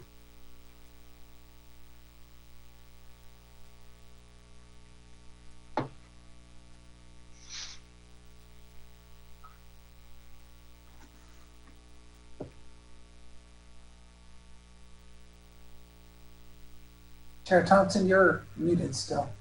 I'm sorry. Hi everyone again. Thank you, Susan. Thank you, Steve. So I just wanted to ask at this time, do the commissioners have any questions for the applicant?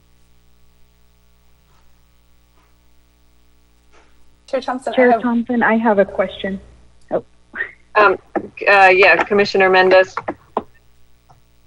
Yes.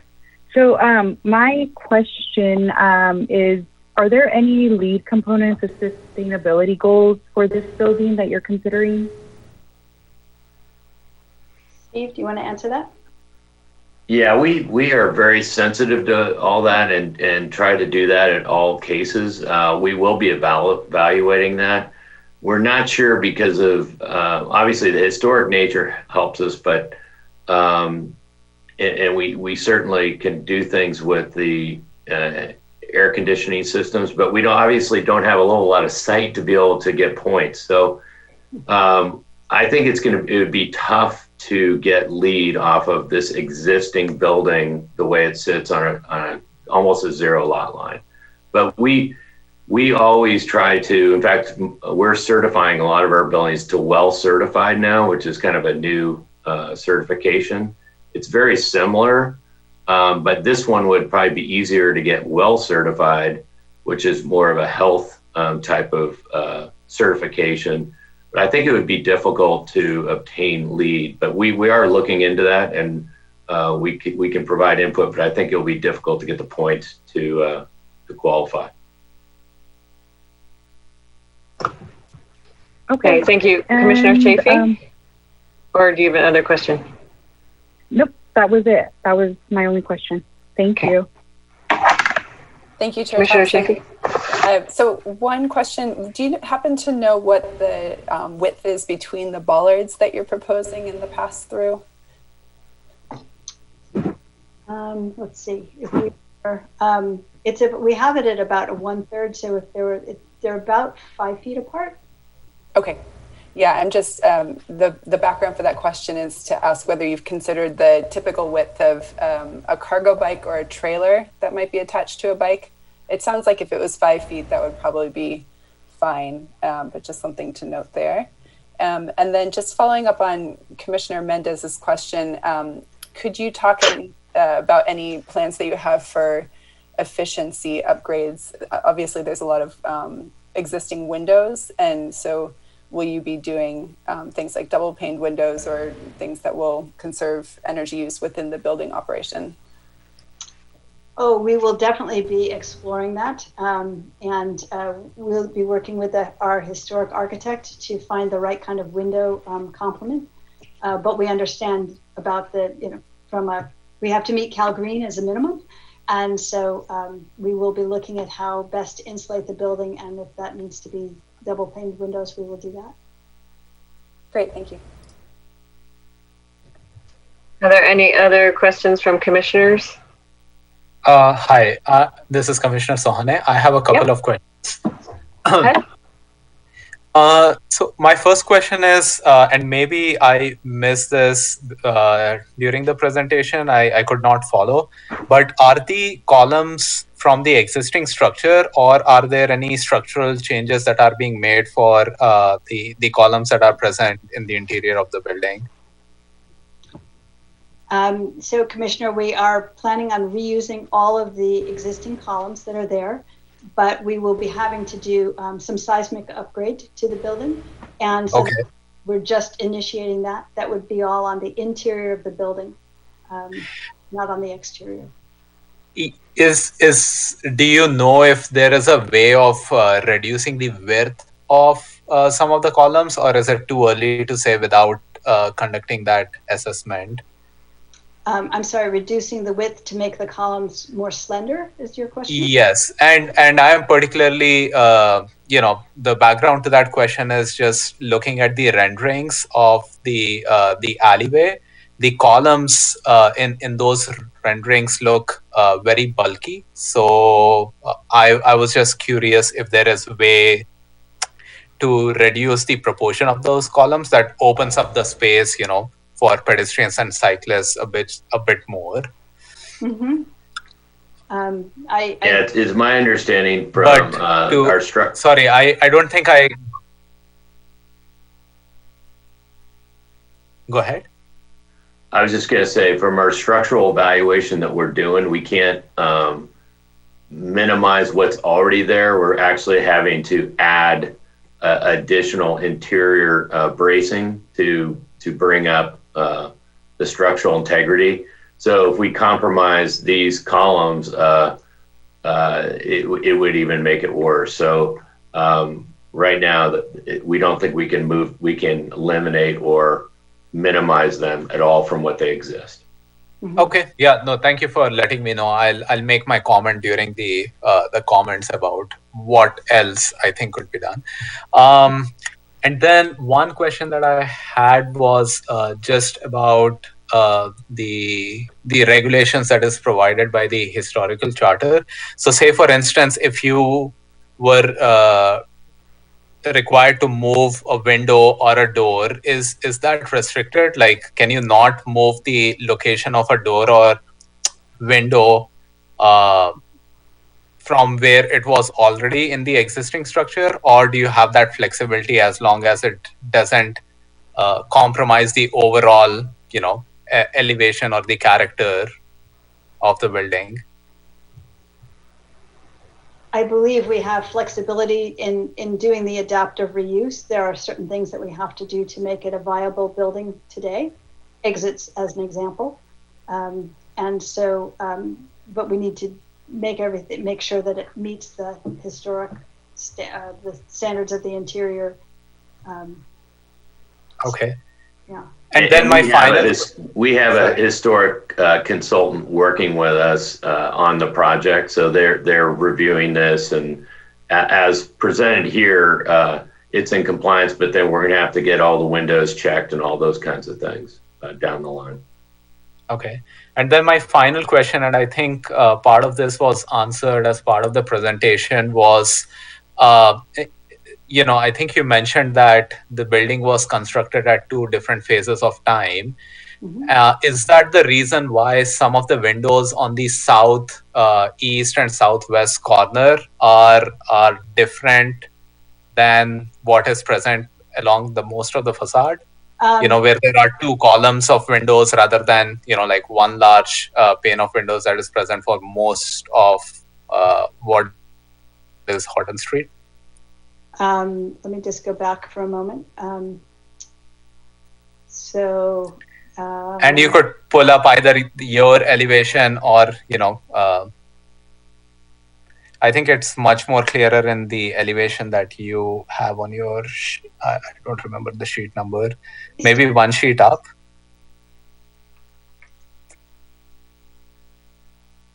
Sorry, one more, the east elevation. Northeast. So this, I think you're talking about this end of the building, the Sherwin end. That is correct. Which had kind of a different module of windows. This actually, this end of the building was the original 1919 building. Okay.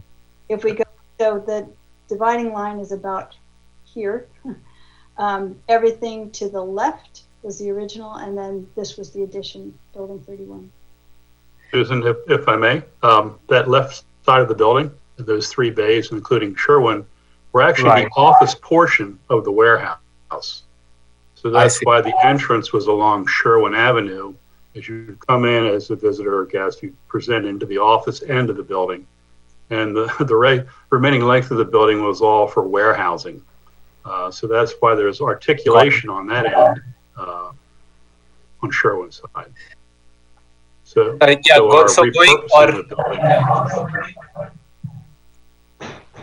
relating back to my previous question. Sorry, go ahead. Go ahead, I'm done. Yeah, so relating back to my previous question, I was wondering if you guys had considered the option of continuing the regular pattern of windows that is present for most of Horton Street to the southeast corner on the east elevation.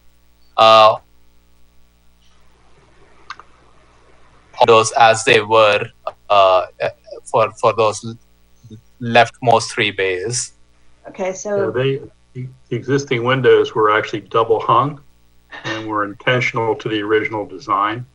But I think that would probably be in violation of the intent of the Secretary of Interior's guidelines if we were to kind of replace those with the other patterned windows. Okay, got it. Thank you. Those are my questions. Okay, thank you, Commissioner Sahani. I have a couple questions. If there are no other questions, I will ask mine. Okay, my questions, have you considered the bird safe guidelines? I was just looking at the amount of glass and thinking about the fritting patterns that Emeryville is in our ordinance now. So just didn't know if you had investigated that. We are familiar with bird safe glass. We had not investigated that yet for this project. Okay. Another question relates to the questions of my commissioners, is the question about certification, LEED and WELL, about efficiency. You mentioned you're looking into those. Where do they happen in the time sequence of this project? This is a study session, and maybe staff can also weigh in on this.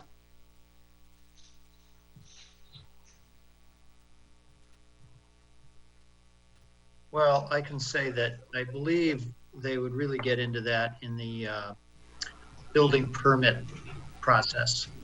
As was mentioned, they will need to comply with this California Building Code, including Cal Green, which is the energy efficiency portion of the building code. I'm not an expert in that arena, but I will say it's my understanding that Cal Green is essentially the equivalent of LEED Silver, I believe. So they will be required to comply with those provisions in any event. And that will occur during the building permit stage. And the building, our building plan checking consultants, WC3, who's very professional and very thorough, will be checking the plans to make sure they comply with those requirements.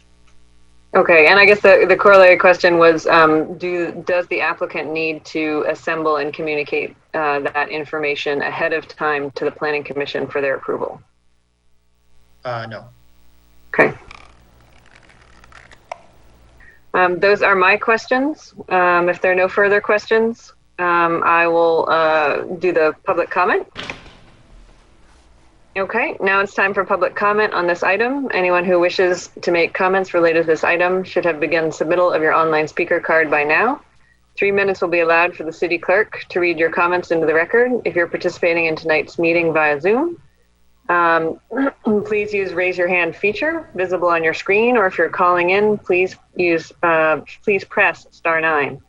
And the clerk will call you at the appropriate time. At this time, I'll ask the city clerk whether any comments have been received via the online comment card or whether anyone has raised their hand to make audio comments. I do not see any online speaker cards, nor do I see any raised hands. Okay, in that case, then I'd like to close the public comment period. And then I want to bring this issue back to the commission for deliberation. And again, I'm going to call on people. Commissioner Mendez, do you have thoughts? Excuse me, Chair Thompson, would you like me to put on the screen the discussion questions? Yes, that would be very helpful. Thank you. Okay, let me. Do I stop share? Sure, that'd be fine. Okay. Whoops, I have to find them, sorry. But you can go ahead with your comment. Here we go. Okay, so yeah, I'm looking at the issues right now. So number one, it's asking if we believe the proposed design for the pass-through is acceptable. And I do believe it's acceptable. I do appreciate that you did widen that the pass-through so that it's a little bit 3 bays instead of one or two. I think it helps invite the public into that space where maybe, you know, some people might be a little hesitant because they might think that it's not a public right away. I would like to push for maybe even more, making it a little bit more obvious that it's a bike pass through. I don't know if maybe some signage or some maybe clearly marking the path somehow, just having it be very, very obvious to someone who maybe is not as familiar with that area, and that they can see it and know they can go through there. That's one of my comments. And then my other comment would be that I really do also appreciate that you brought down the floor to meet the sidewalk level. I think that promotes, it welcomes the public in a lot better. It promotes a flow between public space and what could be considered a private public space. That's very much appreciated. As far as the material of the roof screen, I mean, this type of material is typically used for roof screens. I've seen this material, I've used this material before, and you can create really great patterns with it. So I would encourage that you do consider the design of the roof screen, maybe using different patterns or different sizes of those panels. And then my other comment would be, so looking at the ceiling of the pass-through, I saw the lights and how they just reminded me of basically a bicycle kind of zooming by you in the middle of the night.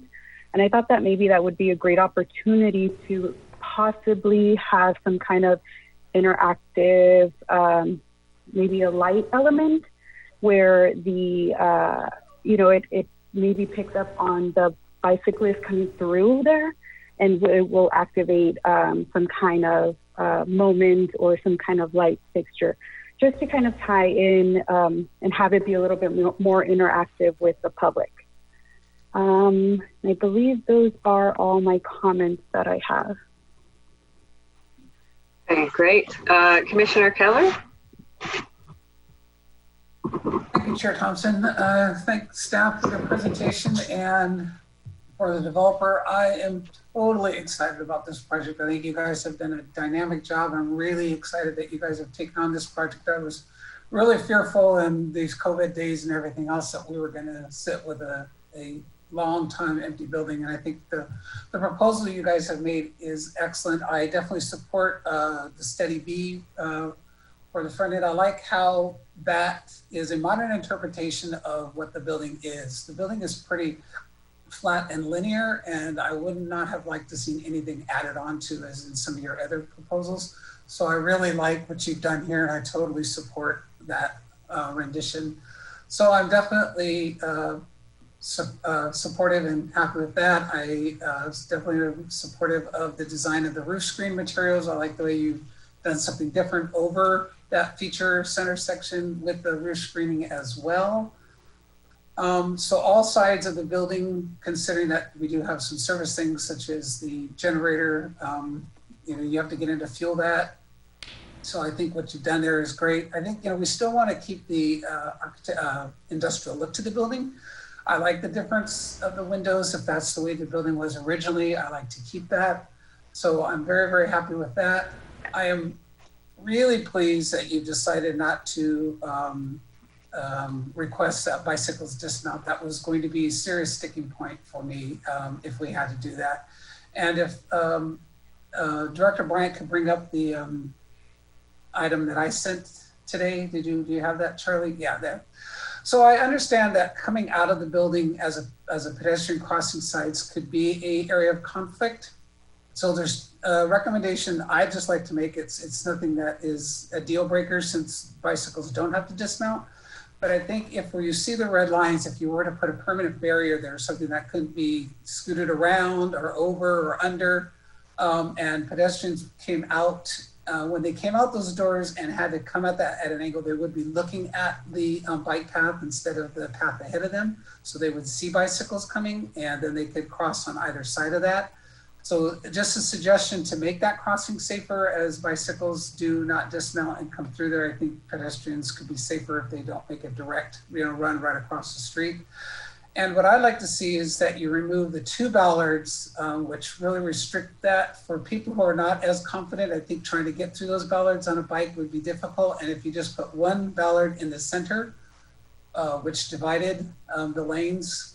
So where you have 2, I would remove those and put 1 ballard in the center. That way the bicycle lane is free and clear. So I think cargo bikes, people riding with children, people who are not as confident in riding through those, I think getting through those ballards is pretty tight, even at 5 feet, because if you're riding a hybrid or a mountain bike, your handlebars are nearly 3 feet wide. So I think having that lane free and clear is just a good idea. So I'd like to see that for sure. I would really like you to consider the ballards and making single. The pedestrian crossing, I think, is just a safer way to cross. If you'd like to entertain that idea, it's not a deal breaker. But for me, the thing I want to bring up is, as a bicyclist, and I noticed that the park letter said this also, and I noticed when you addressed it, it seems like everyone's talking about this passage is just a way to get to the park, a way to get to the park. And again, bicycles are being looked at as a form of recreation. For me, bicycles are a form of transportation. And this passage does not only go to the park, it goes to the bike lane behind the whole project, which then connects to the bridge that goes over to Bay Street. I will particularly be coming over from Bay Street, cutting through here, going down 45th Street to get across San Pablo Avenue. So this will be a biking route for me. It's not just a way to get to a park. And I would ask that we start referring to this as a public passage for many different routes and not just a way to get to the park. Because that, I think when you look at it that way, it doesn't matter if you dismount or not dismount, but we need to look at bicycles, number one, as a form of transportation that sometimes is recreation. So I think that's why the ballards are important, to make sure that the passageway for bicycles is clear and maybe a little bit more safe for pedestrians. But that's the only recommendation I would make. I think everything else is just stellar. And I'm really glad that you guys are taking this project on. You guys seem to have a really good team. And I'm really, really excited about this happening. I just wish it could be done tomorrow. Thank you. Thank you. Thank you, Commissioner Keller. Commissioner Sahani? Thank you, Chair. Yeah, I like to mimic Commissioner Keller's comments that this is, a stellar project. I'm always a huge fan of reusing existing structures and want to commend the design team to take, one such structure, preserve most of its character, but at the same time enhance it by adding these contemporary materials. So just going down the list of issues to be considered. First one, yes, the design is acceptable. I was initially confused about all the options that were presented as part of the staff report, but I really liked the story that you told about how the entire design evolved from, through various design options. And I definitely like study B, or the modified study B, of which multiple renderings are shown more than the other options. Especially because it takes cue from the historic pattern, but adds a contemporary flavor to it through the addition of modern materials without overpowering, like modern materials and taking away from the whole historical character of the building. The design of the design and material of the roof screen is also something that is very, is something that is used quite a bit, and I like the material and the way it has been represented in both the renderings as well as the elevation. It's not too overpowering and does a fine job shielding all the mechanical and other equipment that it's designed to shield. In terms of elevations, yes, the elevations look good. One suggestion that I had was similar to the east elevation, the way you see that glass, the glass facade on top of the alleyway. Has the design team looked into options to mimic that character on the west elevation as well? That way, that whole alleyway is some sort of a glass box that will add a very unique character to the building. Other than that, I'm mostly fine with the elevations that are currently shown. Finally, in terms of the design of the alleyway itself, one comment that I have out here is, like I mentioned earlier, the whole bulkiness of the column leave a mere 4 feet space, especially where the columns are present for the pedestrians. So I was wondering if there was a way to increase that space by another feet or 2. That will help in 2 ways. One is that it will add a bit more space for the pedestrians, especially if, like 2 pedestrians are trying to pass by together on the same side. The other thing that it will do is it will also increase the visibility of cyclists passing through that alley. And allow them to have a greater view angle to people who are entering and exiting the building. Because if you look at moving from east to west, due to the presence of these 2 columns very close to the doorway, there can be a possibility that the view of a cyclist may be blocked. And I think Commissioner Keller's comment of separating or moving the pedestrian crossing away from the direct exit of the building is one way to go about it. But also pushing back and increasing the pedestrian space might be something that the design team would want to consider. And I did see a planter palette out there, but if there are opportunities, would definitely encourage adding more green space into the building, into that alleyway. Those are my comments. Thank you. Thank you, Commissioner Sahani. Okay, I'm going to add my comments at this time. The question about is the pass-through acceptable? I like some of the elements of the pass-through, but I would recommend that you take another serious look at the design. One of some of the things that seem unresolved to me are the actual notion of how the transition happens once you leave the pass-through and you go into that intersection. If the directive is to make sure people don't dismount, it's not very clear whether people would be in the center of the intersection, whether they'd be on a crosswalk, whether they'd be taking a left or a right. And right now, by being so central, it does really dump them right in the center of this intersection, which is not quite where a cyclist wants to be. The other question that came up in my mind was the arrangement of the bollards and the arrangement of the travel lanes. you have some natural bollards, the columns, and you've created a circulation system that goes 90 degrees against that. And so there are real questions about whether you're prioritizing the path of travel into the doors on either side, or whether you're allowing for a prioritization of the cycling path. I would have expected to see it single loaded, so that there wasn't entrances on both sides, if you were really balancing those issues. So I'd say that's what the study session's for. These are my impressions. I would ask you to take another hard look at it. In terms of the roof screen, I think the roof screen is acceptable. Yeah, I think my only thought was being it's an important element that is visible from certain perspectives, and you can be playful with it, even though it is essentially to hide roof equipment. And the renderings made it look attractive. I'd say keep making sure that it's doing the work it needs to do.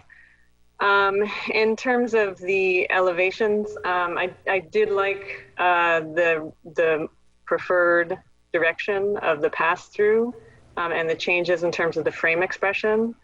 I thought overall the impression of this being lighter was what was most effective about it, and that's much more inviting for both pedestrians and cyclists to not have a heavy overhead. I know you're restricted in height due to the frame, and I really do appreciate the fact that you went down to maximize that height, because that really can make or break a pass-through in terms of how it feels going in.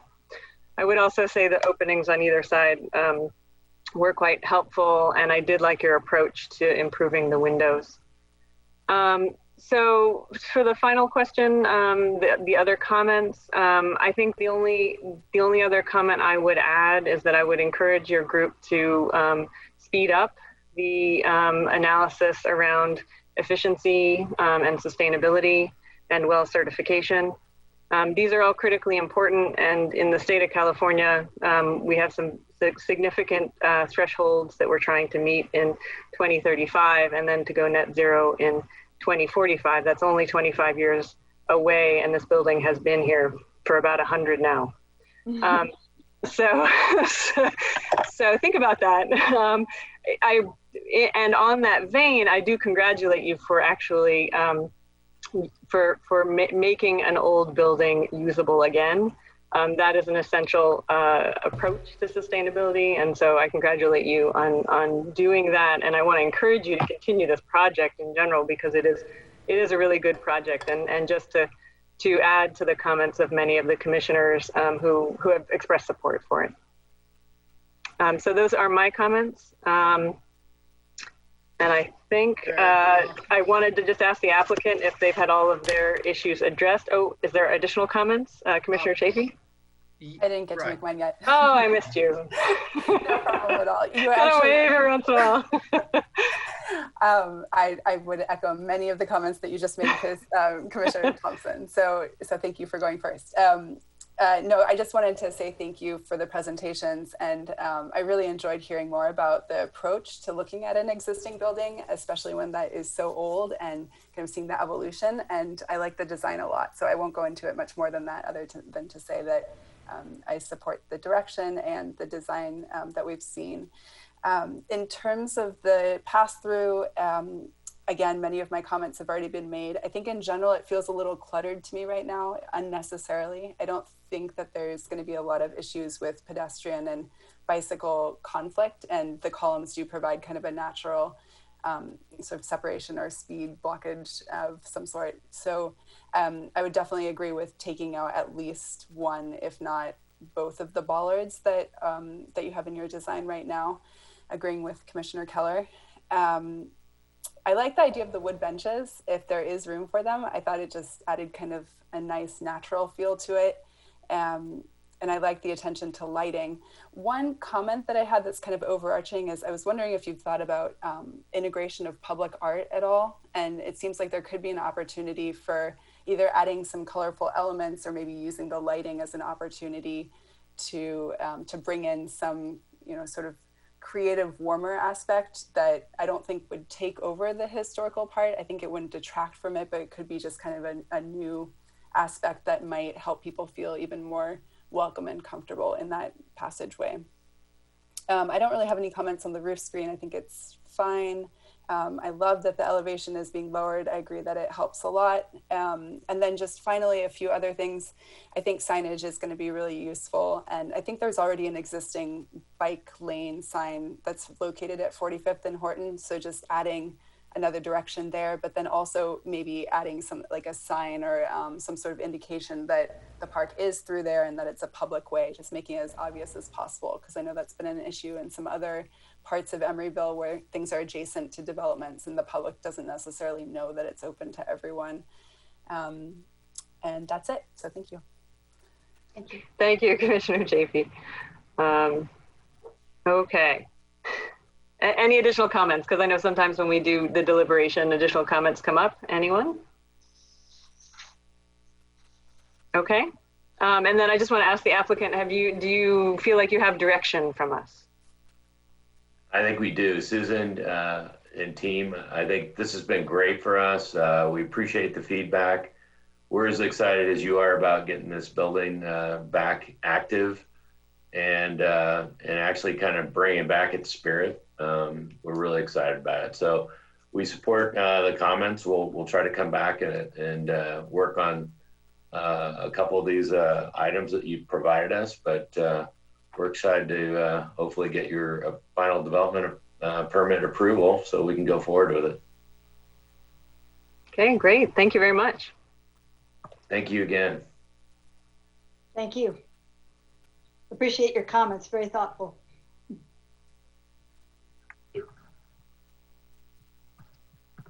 All right, so this is we moving into the Planning Commissioner comments. Are there any general comments?